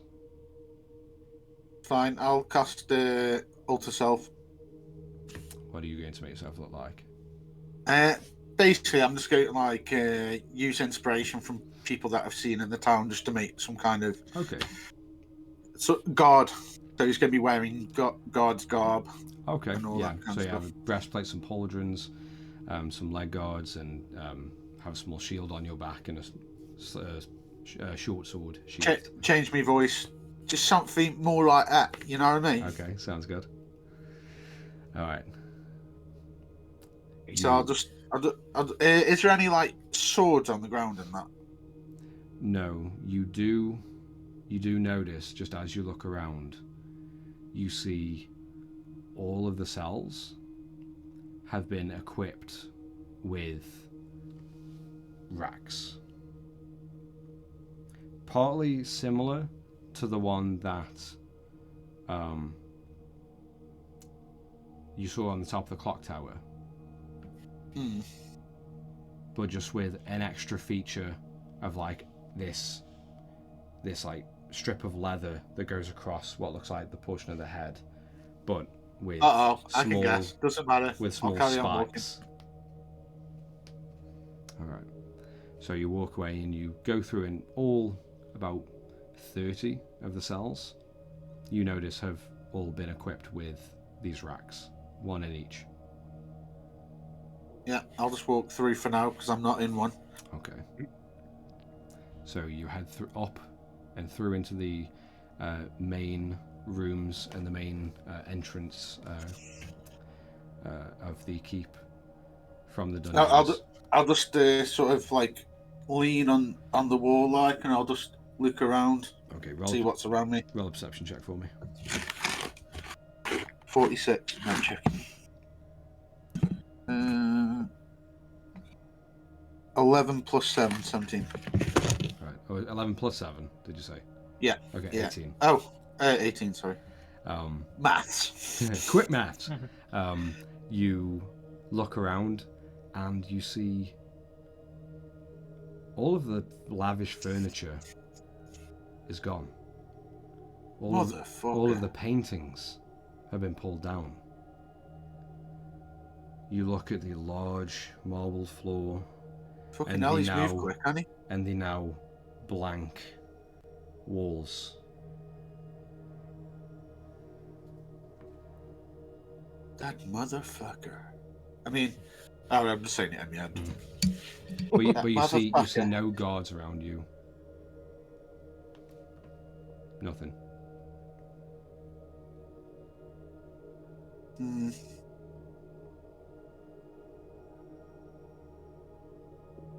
I'll just carry on. I'll walk towards the office like that, like my dad's okay. Yeah. thingy. Very tentatively. Are you going sneakily? Not particularly, because it'll look awkward, won't it? Yeah. Okay, so you slowly take your steps and just a little bit reserved, as each footstep now, without any of the furniture and all the tacky shit that was in there before, you hear each footstep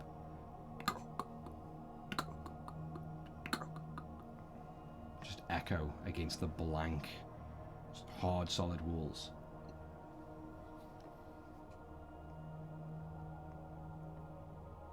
I'll just knock on my dad's, if I make it to there, I'll knock on. And as you knock, the door is like ajar, so it just opens slightly. No, I'll peek in. You see the still charred body of your father lying head down into the desk. Boss, are you near, boss?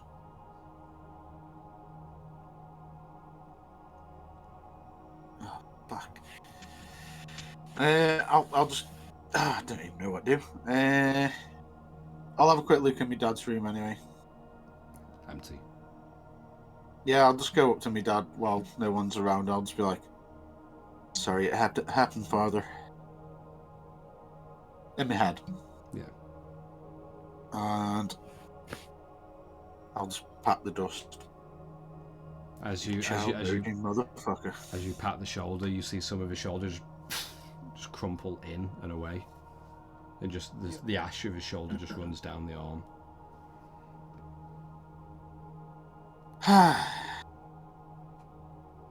Guess I'll look somewhere else for the boss. So I'll just walk out and just start looking. As you start looking around, Aaron, at this point, as you are coasting, you make it quickly to the top of the keep, and you come up to a small little overlooking balcony, like a small, like one, maybe two persons, like Juliet balcony, with two large glass doors just in front of that. And as you just kind of land just on the edge of the balcony, you look in and you see the throne room. You see about 6, maybe 8 guards all standing in a line parallel to the throne in the center at the back. And you see that guy you went past before, who was strapped up. You now see him with his hair slicked back and clean. You see his chin up, still wiry and lithe, but the hulking breastplate, and you see he has this small crown on his head. The crown itself is like jet black and silver with the symbol of a wolf's head on the front. And all the guards are just kind of turned in, but roll a perception check for me, please. While this is happening, Theron also starts writing a letter. Basically, I'm lying, but like all I'm putting down is like, I'm gathering forces to take him down. Blah blah blah blah. Theron Lostofson with my signature, and I'll hold it up and I'll, as the guard, I'll probably go and go to the throne room. And go, boss, look what he's bloody left. You know what I mean? Yeah. Okay. So I'll leave that for a minute then. Right. Yeah. So Aaron, what was 25. 25. You do notice that Darius's eyes are wide open, and they're just still, almost looking like out towards you, but not moving, just past you.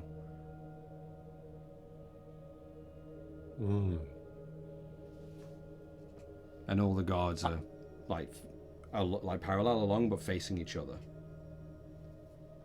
and not him. I'm going to try and find a different way in. Okay. Good plan. I don't like the look of that. All right. Roll. I'd say as you begin to fly around, I want roll another perception check for me as you begin to coast around the rest of the keep to see what you can find. 17. 17. Okay. You notice a small. You notice a small set of 3 large glass panes, almost like church panes, all multicolored and designs. But you notice one is completely smashed through and open.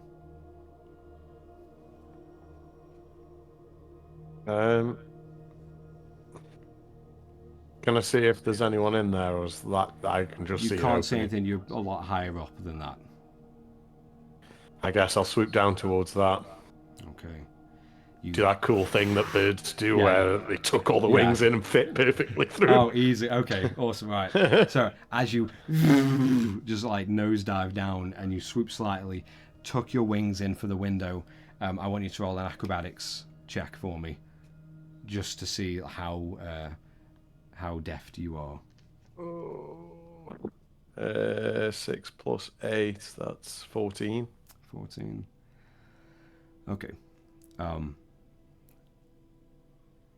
You tuck in, and just as you through, you didn't realise that there was like a desk right there in front of you, just as you enter the window, and you kind of try and like open your wings like full wingspan and kind of flutter back just to like level yourself up to standing before the momentum carries you, and your shins and your knees just slam against the desk, and you only take 4 points of bludgeoning damage as you take a tumble, and you notice just as you like curl yourself out, and you notice you've got like this dusting of soot or ash all over you. Theron. Yeah. Do I hear that noise? Or have I already gone? Just as you're at the end of the landing, you hear, just from the distance, from that study. God's sake. I'll just creak the door open and stab in. Alright.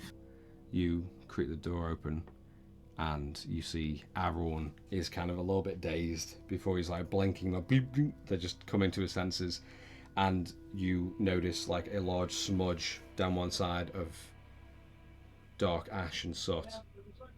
Great, me dad's ash, great. I'm covered in his dad. And you do look over to the desk real quick, just before like you enter or you say anything, and you do see like a large chunk of like your dad's head, back, and other shoulder is now gone. Oh. I just sort of rub my nose and like, and then I use telepathy to Aaron. I'm like, oh, by the way, I'm Theron. The guard in front of you, I'm Theron. And was like, No. all right, boss. Can I telepath back to him? I can't, can I? No, only unless you are telepathic yourself. No, I'm not. And as I'm saying it, I'm nodding. Yeah. Okay. In that case, I will. There's the. Oh, what's his name now? Marty. Yeah. I'll explain to him. You know. Your friend Marty. He's looking for you. He killed a child. He's coming now. To be totally honest with you, sounds about right.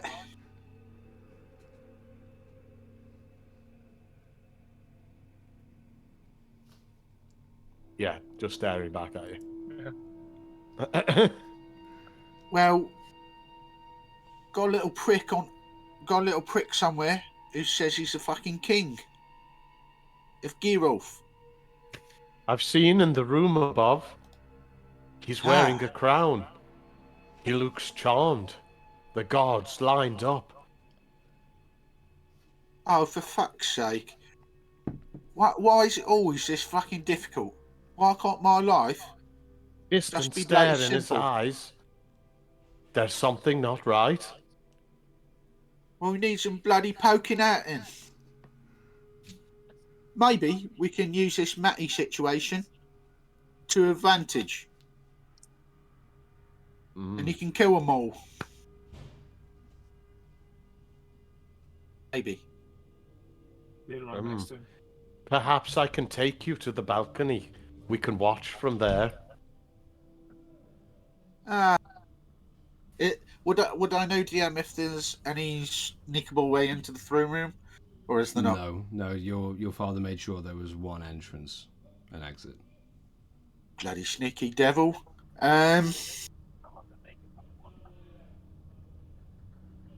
Yeah. Well. You know what?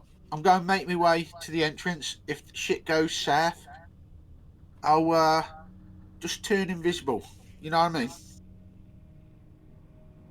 Then I shall go and wait. I will watch you through the window. Great. So Signal to me if you need my help. is that the owl symbol? Nod. All right, then. All right. And I'll make my own way to the throne room. Okay, and Aaron, you. I'll do a sick flip out the window. Okay, roll an acrobatics check for me. This is when it gets a natural 20. Yeah. Oh no, it's Oh, not. It's no. a acrobatics 16. 16. Still Okay, good. that's pretty good. You, as you say that, and you're about to go for the flip, you kind of like stop for a second, just to look back for one moment, and then you place your foot on the desk and you flip out of the window. And all you see the ash. Yeah, all you hear, Theron, is as the wings spread out, and you just see that little plume of ash. As he uses the desk, realizes that the desk is still part of his dad. Destroys the rest. But as Aaron, you begin to coast back up, just spiraling around the keep to get a layout. And Theron, you head through to the throne room. Aaron, just a glimpse, I'd say a solid few hundred feet away from the keep. You look down to the ground and you see Maddie just on the warpath, walking straight to the keep. It's not going to take him long until he gets there. Oh, it's all going to kick off now. As you coast up around. By the way, if Theron's involved, it generally does. Yeah. So Theron, you begin to head through the keep, as you know the route to the throne room. Been there many times. Yeah. And just as you guys do that, Gerald and Tara and Finn, as Tara, you let the knowledge flow through you as Duke's second eye begins to allow you to identify this item. Yeah. And as the knowledge seeps into your head, and you find it's similar knowledge that you already know.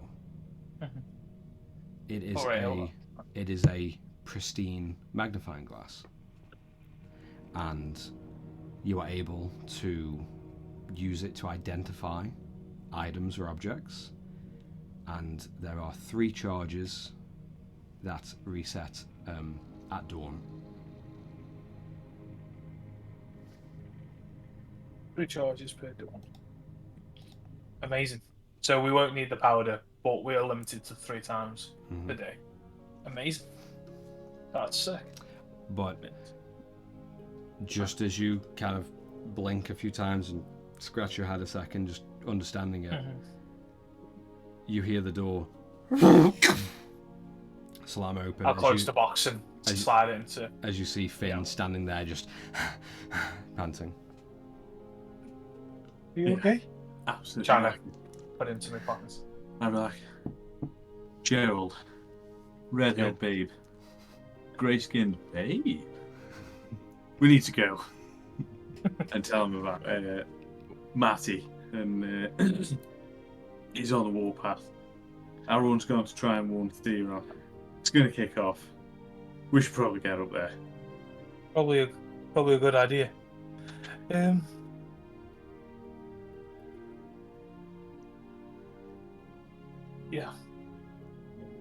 I'm just trying to see if we have anything that I can use to...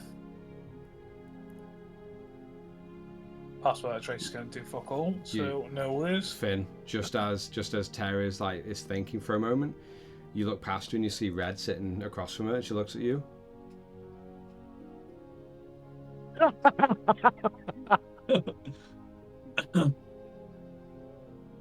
I'm gonna wink at her, be like, and I'm gonna grab a couple of the drinks that were still left on the bar. Okay. On the road. Okay. She stands up.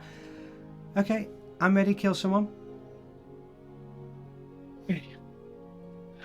That's right. Fine, Okay. I suppose I'll go. Ron, you coming with us? And you see Braum just cast across one of the tables. Well, I mean, there's always a chance of me coming or not. It really depends on what Gerald does at the moment. Sometimes he might just stop what he's doing and it makes me go crazy, or it might hinder my performance, But most of the time, Do you just want to rest there? I come. But yes, I will rest. Before we... Sorry, go on, carry on. I was just gonna say, I shall see you later, and I'm just gonna give him a peck on the cheek for it. And he kind of smiles and then just says, I will look after Pop Pop. And if the weird doctor starts touching him up, his head is gone. No worries. I'll turn to the Wanderers. Does anyone want to join us? And you see everyone looking around. And you hear one voice from the back. Yeah, she's gotta be crazy. Okay, That's well more. then. Let's go. Yeah, and then we'll go. Okay, and you all It's just an sprint open out. offer. Yeah. You all sprint out. As you're all running, can everyone make an athletics check for me, please? Whoever is running. Oh, I've got a fucking way to die, obviously. Natural 20. Nice. Oh, yes. What's the Nice. total? I'm on 14. 14. 22. Okay, Gerald. 6. Okay, and Red is going to join you with 6. You notice that Finn, you kind of, and you're catching back up to your running speed before. It's a marathon, not a sprint. Before you see, as you look behind and you see you see Red and Gerald kind of, just a little bit slower, but still barely a little bit keeping up. But just going past you, you see Tara. It just fucking hurling past you at an incredible speed and pace. Are the footsteps heavier than they should be? Way lighter. Yeah. The Grey Flash. Yeah, the Grey Flash now. Great fun. The great blue. But as you're running, and Finn, Red kind of sides up to you for a second. Is that for me? Yeah, get it down, yeah. Okay. And How many she had? I'm going to point to Tara. and she just goes, fuck knows, and just grabs a drink off you and starts sipping just as she's trying to run. It's still so tasty. And as you all get to the keep, I'd say just as you're about to get to the keep, at the main gates, you see one of the gates slightly open, and you see a halfling man and a Goliath woman lying dead and lifeless in pools of their own blood. Oh Slumped shit! to the side, their poles, their spears just thrown to the side. I'm going to check for the pulse. You go straight to them. Yeah. And just at that point, you see, as you turn to Red, you see her staring up at the top, near the top of the keep. Yeah. And she looks to you, Finn, and she just takes that one last little sip, the little drop left. Thanks. And she just hands the glass back before you see her entire form just turn into this thick cloud of smoke that just begins to float up and scale up the side of the keep. Whoa. Not hot. We're in the right place. And I'd like to also scale the wall following. And you see Gerald just jump, and you see his claws and latch as he begins to just unnatural, almost like a spider or like a centipede. How they just he begins scaling up all the past the window panes and on the stonework, and beginning to follow that cloud of smoke that is just trailing around the sky up of Red up towards the top. Tara, you go and check their pulses. Yeah. Roll a medicine check for me, please. And do. Well, 19. I'm gonna ask him if medicine. Magic can use magic. Okay, so just at that point, I rolled a 23 total. okay, you find no pulses at all. But you Awesome. turn the bodies over, and they just have large, a pretty much gash from their belly button up to their throats, as the cavity has just been torn open. Fuck. I'm going to check for any keys. All right, roll an investigation check for me, please. And Finn, what are Yeah. you doing? Oh. I'll sort of sidle up behind Tara. I'm Where's going the to dice? ask if It's I not just want showing. to say, hey, does this mighty guy know how to use magic or just a knife? I'm not actually sure. We've only seen him a few times. He is a bit weird though. So we could. You're telling me. I don't think he's not that bad.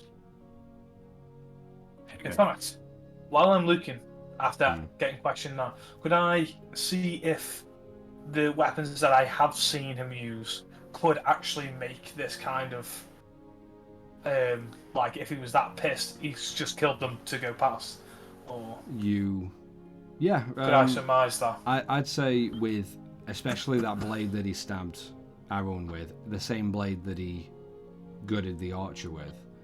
Yeah.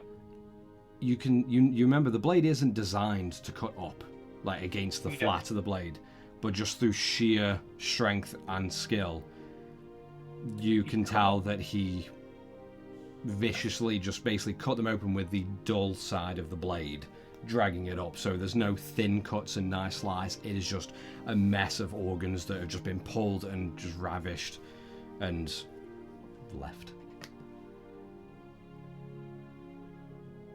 This is one fucking angry bastard.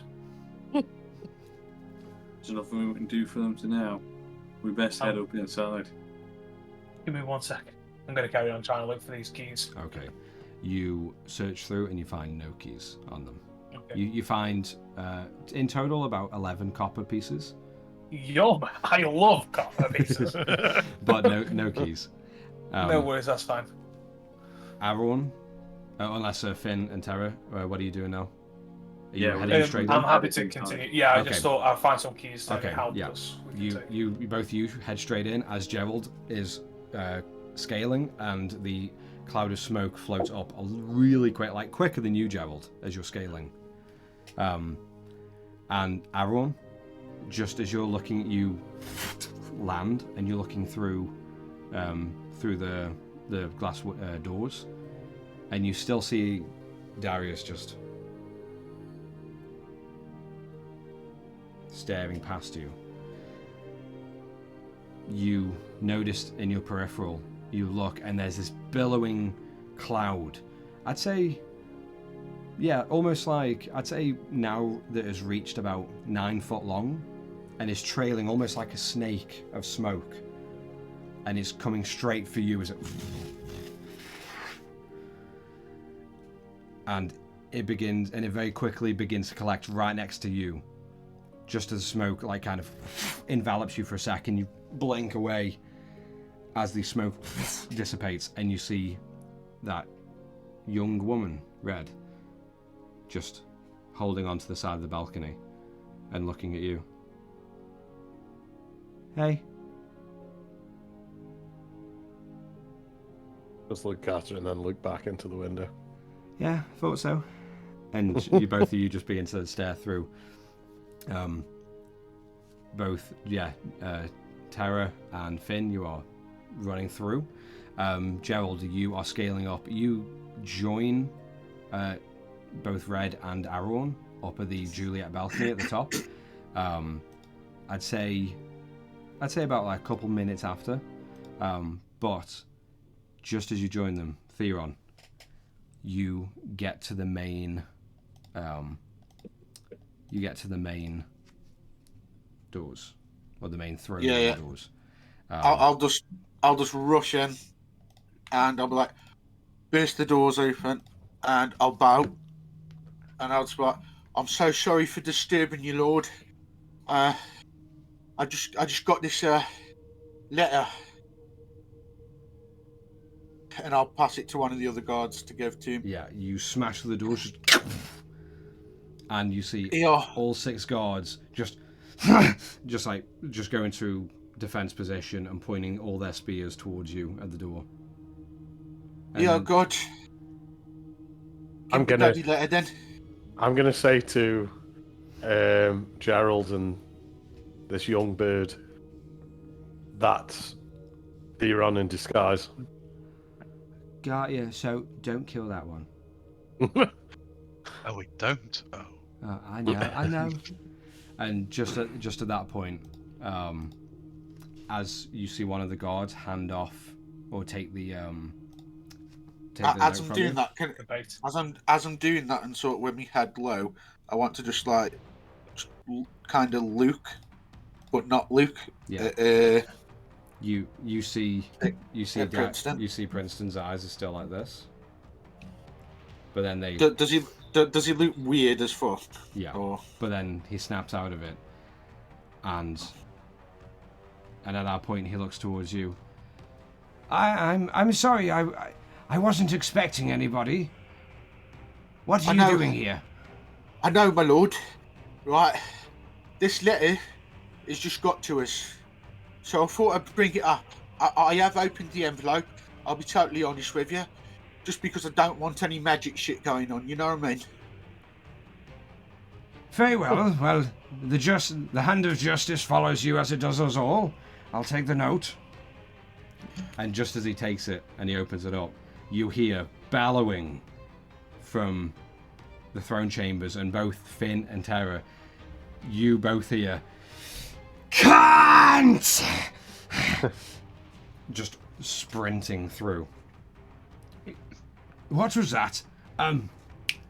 It sounds Guards. like someone's burst through the doors, my lord. Get ready. Guards, Gonna start running. hold justice by your side. And all the guards you see, like all Spear, six of guys. them, and just I ain't hold their got any spears weapons at the on me. door, kind of still pointing a bit at you, Theron, but just like a little like weird sort of like funnel almost that you could get through and to Princeton, but they're just like funneling on either side of you, or mainly the door. I'll just head towards the side and sort of. Yeah, you just pass through all of them, and they don't seem to budge. They just look at the. Yeah. hold the door. I'm still in the throne room because I'm just like, well, I've got 6 guards at the moment, so. Yeah. And very quickly, is there anything anyone wants to do right now? Run quicker. I think we'll run quicker. Okay. Yeah. Yeah. Okay. Hopefully get there in time before carnage. All right. You both begin to, and you just think, "Fuck, there's too many stairs." As you keep going up and up and up and up. Aaron, Strategically stepping Gerald, over 2 instead of 1 Yeah. at a time. is there anything you two want to do right now? I want to wait at least to see Okay. what's going on for him. All right. yeah, I think me too. Okay. I'd like to prepare a spell. What do you want to That's prepare? what I'm doing now. I'm going to prepare levitate. Okay. All right. Yeah. What's the cue that you're looking for it to activate? If I manage to see Matty, like, go to attack, well, pretty much anyone, I guess. Okay. Like, All right. yeah. Okay. All right. So. I'm going to make sure that my dancing scimitar is exposed. Yeah. So I can go. Okay. You see, very quickly, Theron, you see Maddie, like, just fast walking, like, through the long hallway towards the throne room doors that are open with the guards there. Where is he? Where's the little fucking cunt? And as he, like, is about to step through the doors, you see the guards, like, get lower and, like, just point the spears more towards him. And he just stops for a sec. Where is he? And you hear Darius as he stands up. Excuse me. Clearly you don't understand. I am the Lord of Geralf, and I am the Hand of Justice. What ails you, sir? And he just looks at Darius, and then looks at a couple of the guards. Is this cunt for real? Fuck me. Where is he? Theron. Where is the little spineless cunt? If you would, sir, refrain from that language. This throne room does not hold any of that here. If you have an issue with that, then we shall take this elsewhere and deal with this like men. Okay? But until you are able to, just shh. Thank you. And you see Maddie's eyes just look around and like looking at you, Theron, as the guard.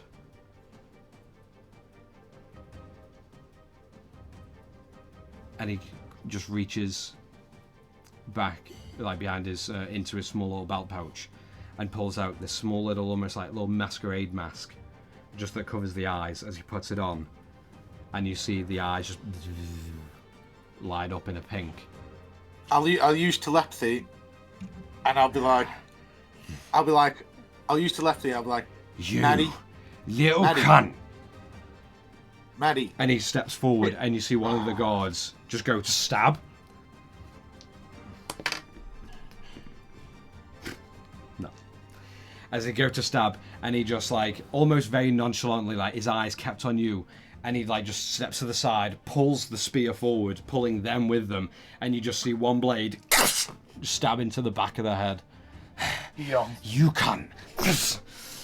I'll be like, I'll just turn to Kingy, and Yeah. I'll just be like, I'll just run to him like, King, he's the one, isn't he? He's the one who bloody embarrassed you.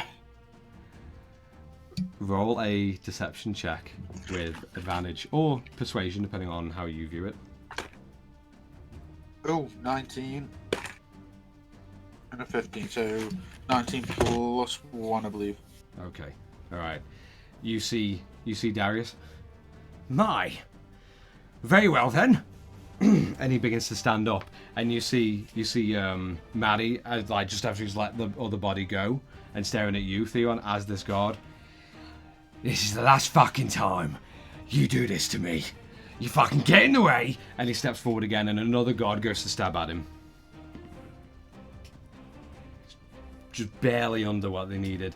As he steps to the side again, like pushing the pole down, stepping on it, and just raking the blade up the center of their face. And You get in the way of me doing what I want to do. You're testing my fucking boundaries, mate. And no cunt's getting in the way of that. I'll teach you a fucking lesson. I'm gonna teach you one. and he steps forward again, and you notice at this point all the guards just stand to the side for a second and step away, still nervously holding the pole arms. And just at that point, Darius stands up from his throne. Excuse me, sir. And he steps in front of you, Theron, and puts an arm out.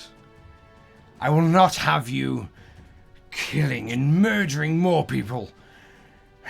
I suppose you killed the other lord, didn't you? Of course you were behind it, a bloodthirsty, murderous peasant like yourself. You know no justice. Well, it is time that I teach you some.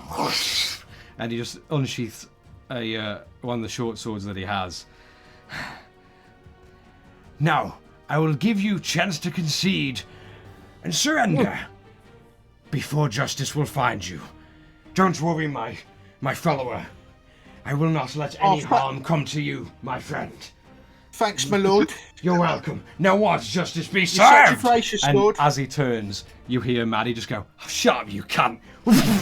And he launches a dagger straight for Darius.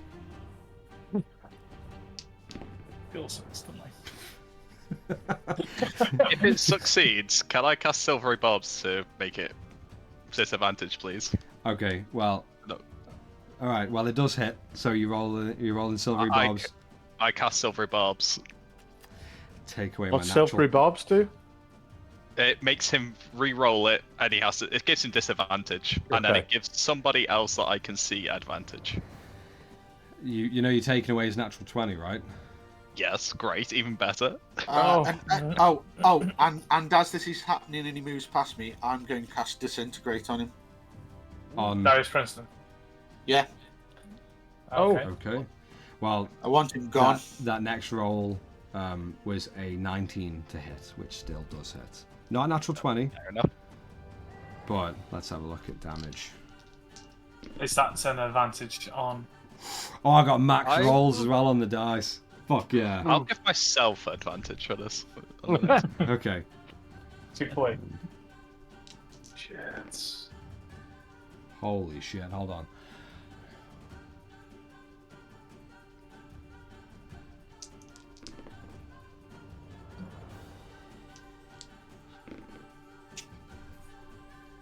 Okay. God, this music's intense. Oh, yeah. Listen. You all watch as after Maddie says "shut up, cunt" and hurls a dagger. Theron, you see, and at this point, Gerald and Aaron and Red, you all see this new dagger that you hadn't seen, and it is almost like sort of like a more stylized butcher's cleaver. Yeah. Just with a sharpened point as it hurls through the air, and very quickly, just as Darius like turns around from the guard Theron and points his sword, you just see his head as the cleaver is just jammed deep into his skull. Oh, so I don't even need to use disintegrate. Fine. Yep. Oh. And he just slams down to the ground. He took 52 points of damage in one hit, Yo. and he isn't that healthy. No. I'll obviously just like go from altered self, and I'll just be like, Maddie, maybe we can make a deal. And you see Maddie straight away just pull out 2 other daggers. Come on. Listen, cunt. You don't get in understand the I did fucking wrong. way of me. So I'll make it even sweeter. There's always business to be done. Am I right? This And comes now first. A lesson must be fucking taught. And he's going to just throw both daggers towards you. Yeah, I'll give them one more silvery barbs on one of them. Okay. Alright, so the first one. And at this time, by the way, Finn and Tara, you just get up to the guard. You see 2 of them are just dead and bleeding. And the other 4 are standing there, like, just turned around. They're watching. You see their spears are down and they're kind of shaking, like, terrified. And you see Maddie launching 2 daggers and running towards Theron as he comes out of the altered self. Can I use over the now lifeless dead body of Darius. Can I use Chronal Shift to make him reroll? Of course. Okay. So the first one with disadvantage. First one with disadvantage was a 14 to hit. Oh fuck yeah! I forgot that. I only got 11 as my And thing. then the second one without disadvantage. But then again, okay, so that's all right. So you Again, use about shield chronal again. switch, chronal shift on the second. Can't because it's just a one reaction in it. No. Gerald Silvery Barbs affected the first one. Oh, This okay, is okay. this is your chronal Yeah, shift. yeah. Okay, all right. So you corrected that first one. That was I think was going to be a 22 to hit.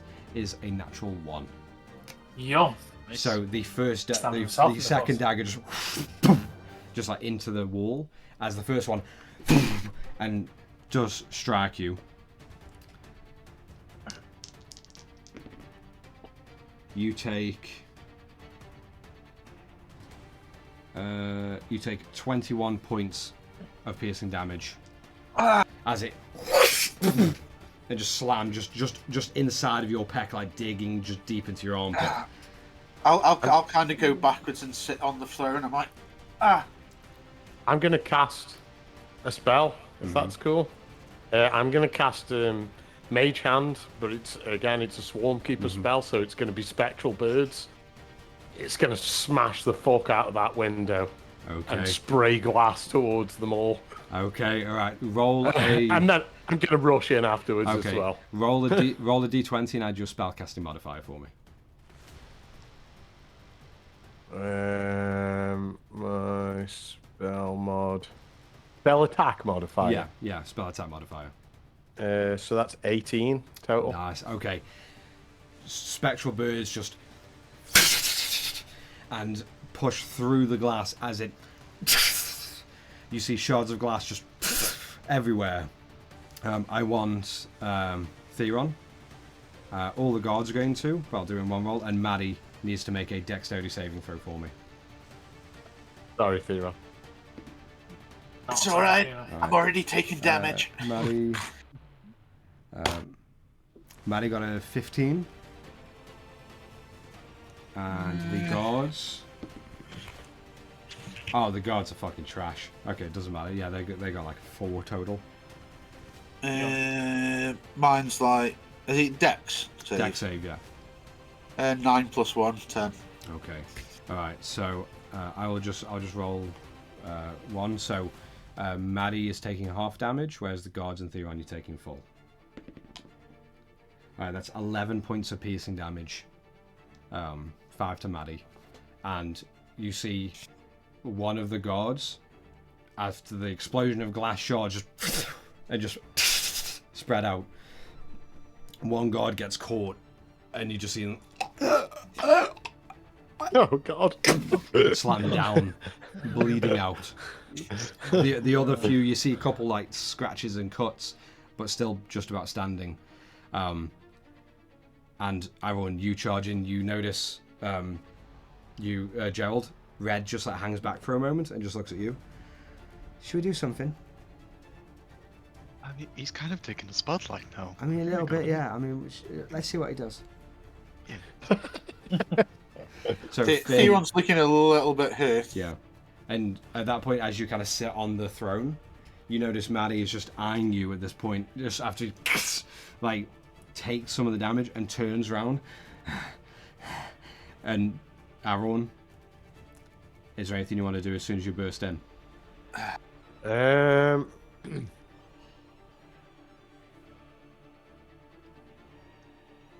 you'll just see Theron like.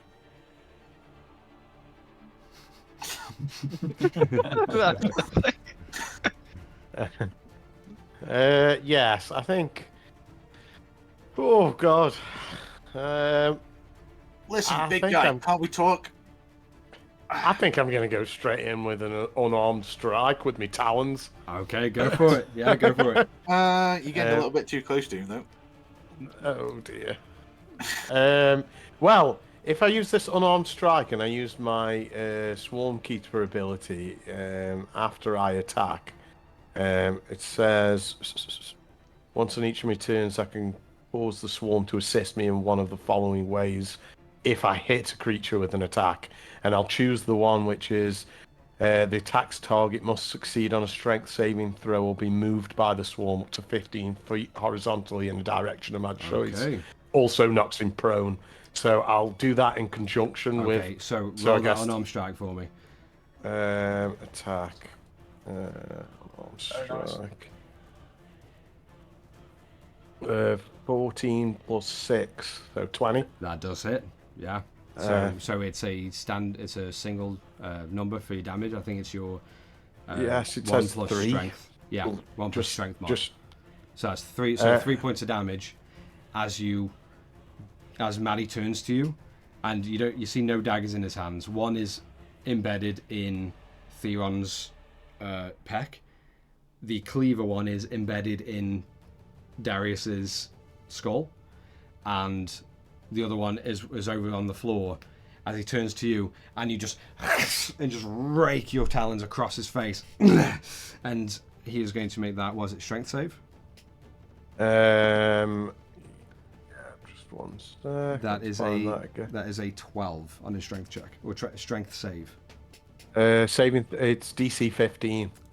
Okay, so where do you want him So to he's move moved. I guess straight. Like if I'm coming in through the window, I guess it's kicking him straight towards the door where those two are coming in. to? Okay, right. It knocks him prone Yeah. as So well. you rake and then you kind of bring your hands up as if like you're guarding yourself, but then you slightly like do this pushing motion as Terra and Finn. You get there and you see Aaron burst through, slash Maddie across the face, and then as he pushes away, you notice the spectral birds just all around and begin to just and just pushing Maddie closer to the door and into the group of guards. And just at that point, Finn, you see Maddie reach behind him and pull out one more smaller dagger and is about to launch it towards Aaron. And just at that point, you... Immediately cast levitate. Okay. Yeah. So you cast a levitate on him. How far are you getting him to go up? I'm pretty sure it's only 20 feet. But I'll I do mean, the only full 20 feet. Still a lot of feet. bang. Yeah. 20 feet. 20 feet's good enough, and 20 feet's good enough. It is 20 feet. Okay. Yeah, I'm gonna lift him up 20 feet. All right. Just as you lift, it's going to cause his attack to go a little bit off skew, so it's disadvantage on you, Aaron. Oh, you're not gonna like this though. The top one was a nat 20, and the other is a natural 16, so that is a 25 to hit. Oh, can I use my inspiration? You Is can. it too late? You can. Yeah. I will guess I'll try and force him to re-roll that. Okay. Yep. A natural 2 plus 9. Yep. That's not in, is it? 11. Is that against my armor AC, class? Is yeah. 15. Okay. Yeah. So Yo. just as he levitates up, and you hear him, "What the fuck is going on?" And he launches that small dagger, and it completely goes, skews off onto the ground. And you see Maddie's just like levitating there, kind of like weirdly off balance and being like held in place. And all of you take a quick look around the scene, and you see Darius Princeton with a cleaver in his head, lifeless. You see now 3 guards lifeless and dead.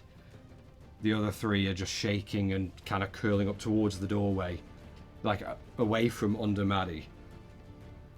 Pulling broken glass out of their face. Yeah, just and you just see Maddie just like there in the air. "You're gonna let me down now, cunt." And he's Guys, staring at you. just lay him down. Hey, I am not levitating you, but come on, guys, let's call this quits. I'm not letting him down. I'm not letting him down until he calms down. And he like turns like He won't calm head down over unless to you do it. "Listen, cunt," like looking towards you, Finn. Mm-hmm. You know what happened before?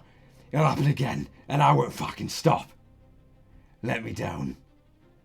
Mr. Mucker, I can assure you, the respect is there now. The fear is there now. You don't need to do this. You're losing the respect of the people. You're losing the respect of the people of this town. This is where you do business. There is such a thing as going too far. You've got a choice to make now. Roll a persuasion check with disadvantage for me.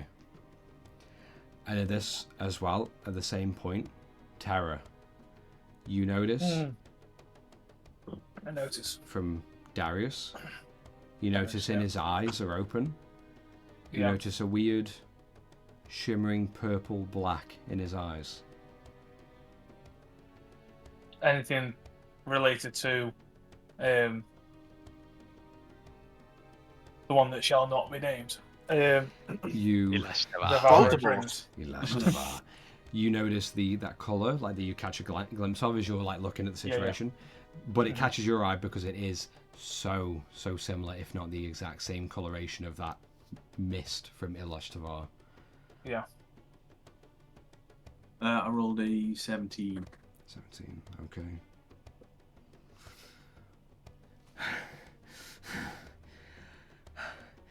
Fine. I get what you're saying. You may be a cunt, but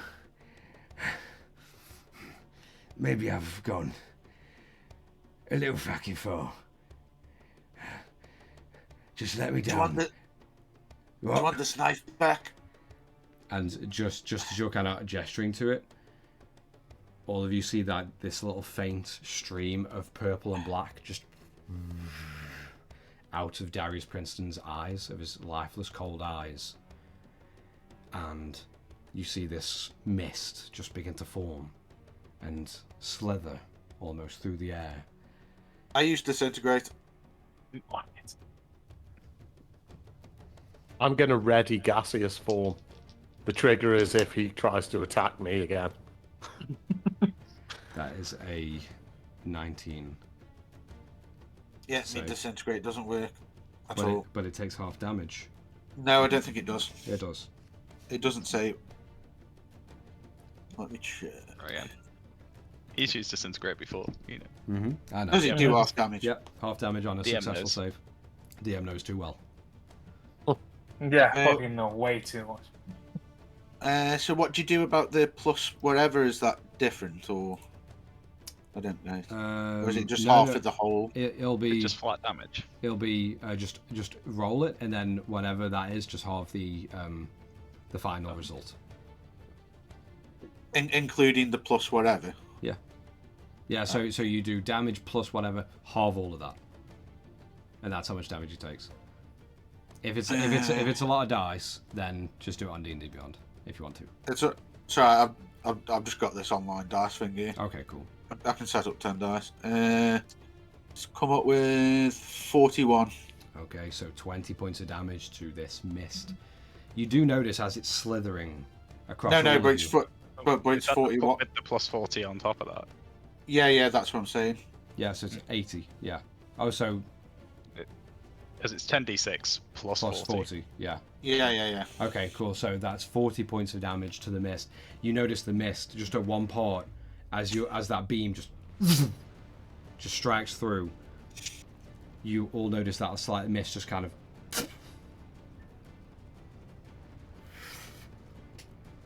and merge back together as it slithers, and it goes straight up to Maddie and into his eyes. It fucking does. You fucking let me down, cunt. And I'm gonna fucking behead all of you. I'm gonna take your fucking throats and I'm gonna paint the fucking city with them. And he reaches around to the back of his to his hamstrings, and you see, and he pulls out 2 daggers, and he's going to wing one towards Aaron and wing one towards Theron. Okay, Actually, no, sorry, not Theron, to Finn at this point. I'll trigger my reaction and gaseous form myself. Okay, so what Spectral birds. So does that make you untargetable? Yes. What's good? I turn into a misty cloud for the duration. It ends if my hit points go to 0. I can only fly. Can occupy another space with another creature. I have a resistance to non-magical damage and advantage on strength, dexterity, constitution, saving throws. I don't think it makes me invulnerable. No, gives me an advantage. So he's going to attack you, but you'll be resistant to the damage if it's not magical. Yeah. Oh, fucking need to drop that. Oh, yeah, dude, that's 28 to hit. Oof. Yeah, that hits. Alright. He's taking half damage. Yeah, you're going to be taking half of this. Okay. That is 19 points of piercing damage. Halve that to 9, because we round down. Yeah. So you take 9 points of piercing damage, and then 1 at Finn. I am sort of holding him there in his levitated 20 feet, so I'm just going to try and dodge. Okay. Just dive to the side. Alright. So, I'll say... Can I also move 10 feet back out of the, the absolutely. window? Yeah, just as the spectral goes, and you move back. Yeah, not a problem. Finn, you dive to the side, so I'll say that's a dodge action for now. So that's disadvantage. That is a 22 to hit. 22, and I just rolled it. No, it's against Dracy. Ah, okay, yeah. So that hits. Okay. So you will need to roll for your concentration. Yes. So you take 20 points of piercing damage, and you need to roll a Constitution saving throw to see if you can keep your spell up. You either need half. I think it's half. Yeah, over half the damage you took. Yeah, it's either half damage or above 10, whichever's higher. So it'll be. So yeah, it's the exact same. So you just need to roll a Constitution saving throw. And do I also need to roll that? No, this is just for Finn because he's concentrating on a spell. So the concentration spells, you need to. If you take damage, you need to make sure you can retain that concentration. It does suck. I'm fairly certain that I am dead.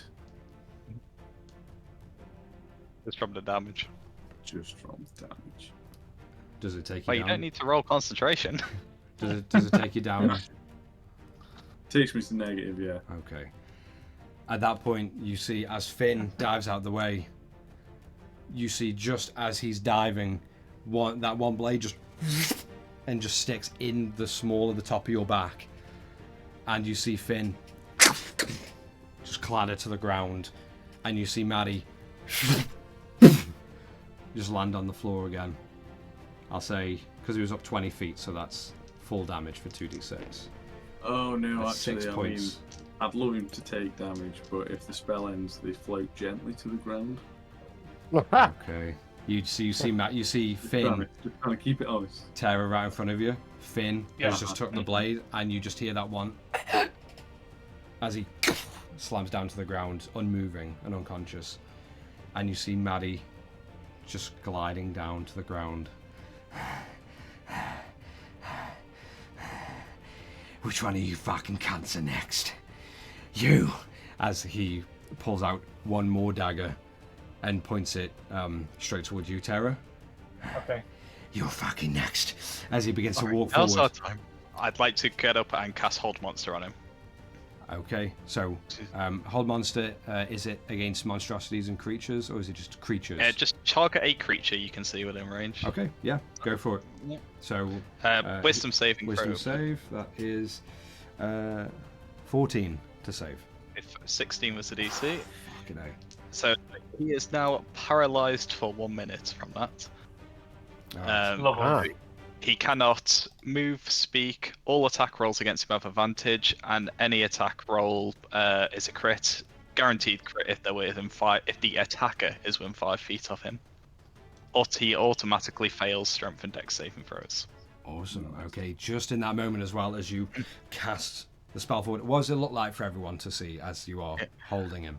As we get up, I'm going to go, stop right there, and a big red claw is going to come around, clasp around him, and then it's just sort of going to dissipate into sort of an electrical energy, but that's going to sort of just shock him and completely make his body rigid so that he can't quite move. Alright. Nice. Theron, do you want to do anything? I definitely want to do something. But So, what do you want to I'll do? let Theron. I'm going to put my hand onto Finn and look at Matty and say, "You're no geezer." And then I'm going to stamp my staff down and I'm going to mass cure wounds. Everyone that I can see within obviously the range. You and the energy just echoes and ripples out like a lake. Yeah. I will roll those dice while I'll just shout them Awesome. out. Okay, Theron, well, is there anything you'd like to do? You're muted. He's a fucking cunt. Sorry. What I would like to do is finally use that ring that I've got.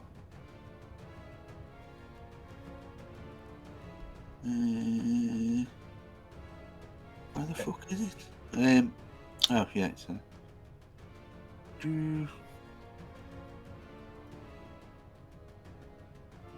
Oh, don't even tell me. Hang on.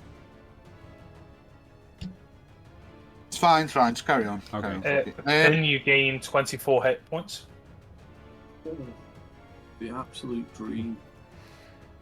And just at that point, as the ripple of healing energy goes out to everyone,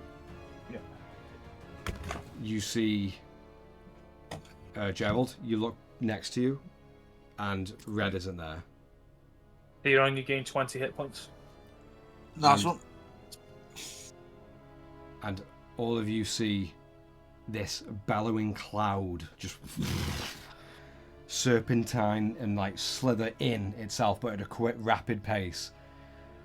And just in that moment, you see the smoke just level itself up with Maddie, and you see like a humanoid form begin to shape through the smoke, but it's tall and large, and you see easily the smoke just stretches out to about 9 feet long, 9 feet tall or so, as a large, like lanky, sort of like incorporeal smoke face, just almost featureless, but you see the same lips as Red and the same little nose as the sort of smoke face just pushes out of the cloud. Aaron, you gain 23 hit points. Wheat. And I needed that. And you all just hear this, like, just whisper that catches everyone. I'm sorry. As the face just... And the cloud just enraptures around Maddie as he's held in control. Can I use my time ring? Yeah, go ahead.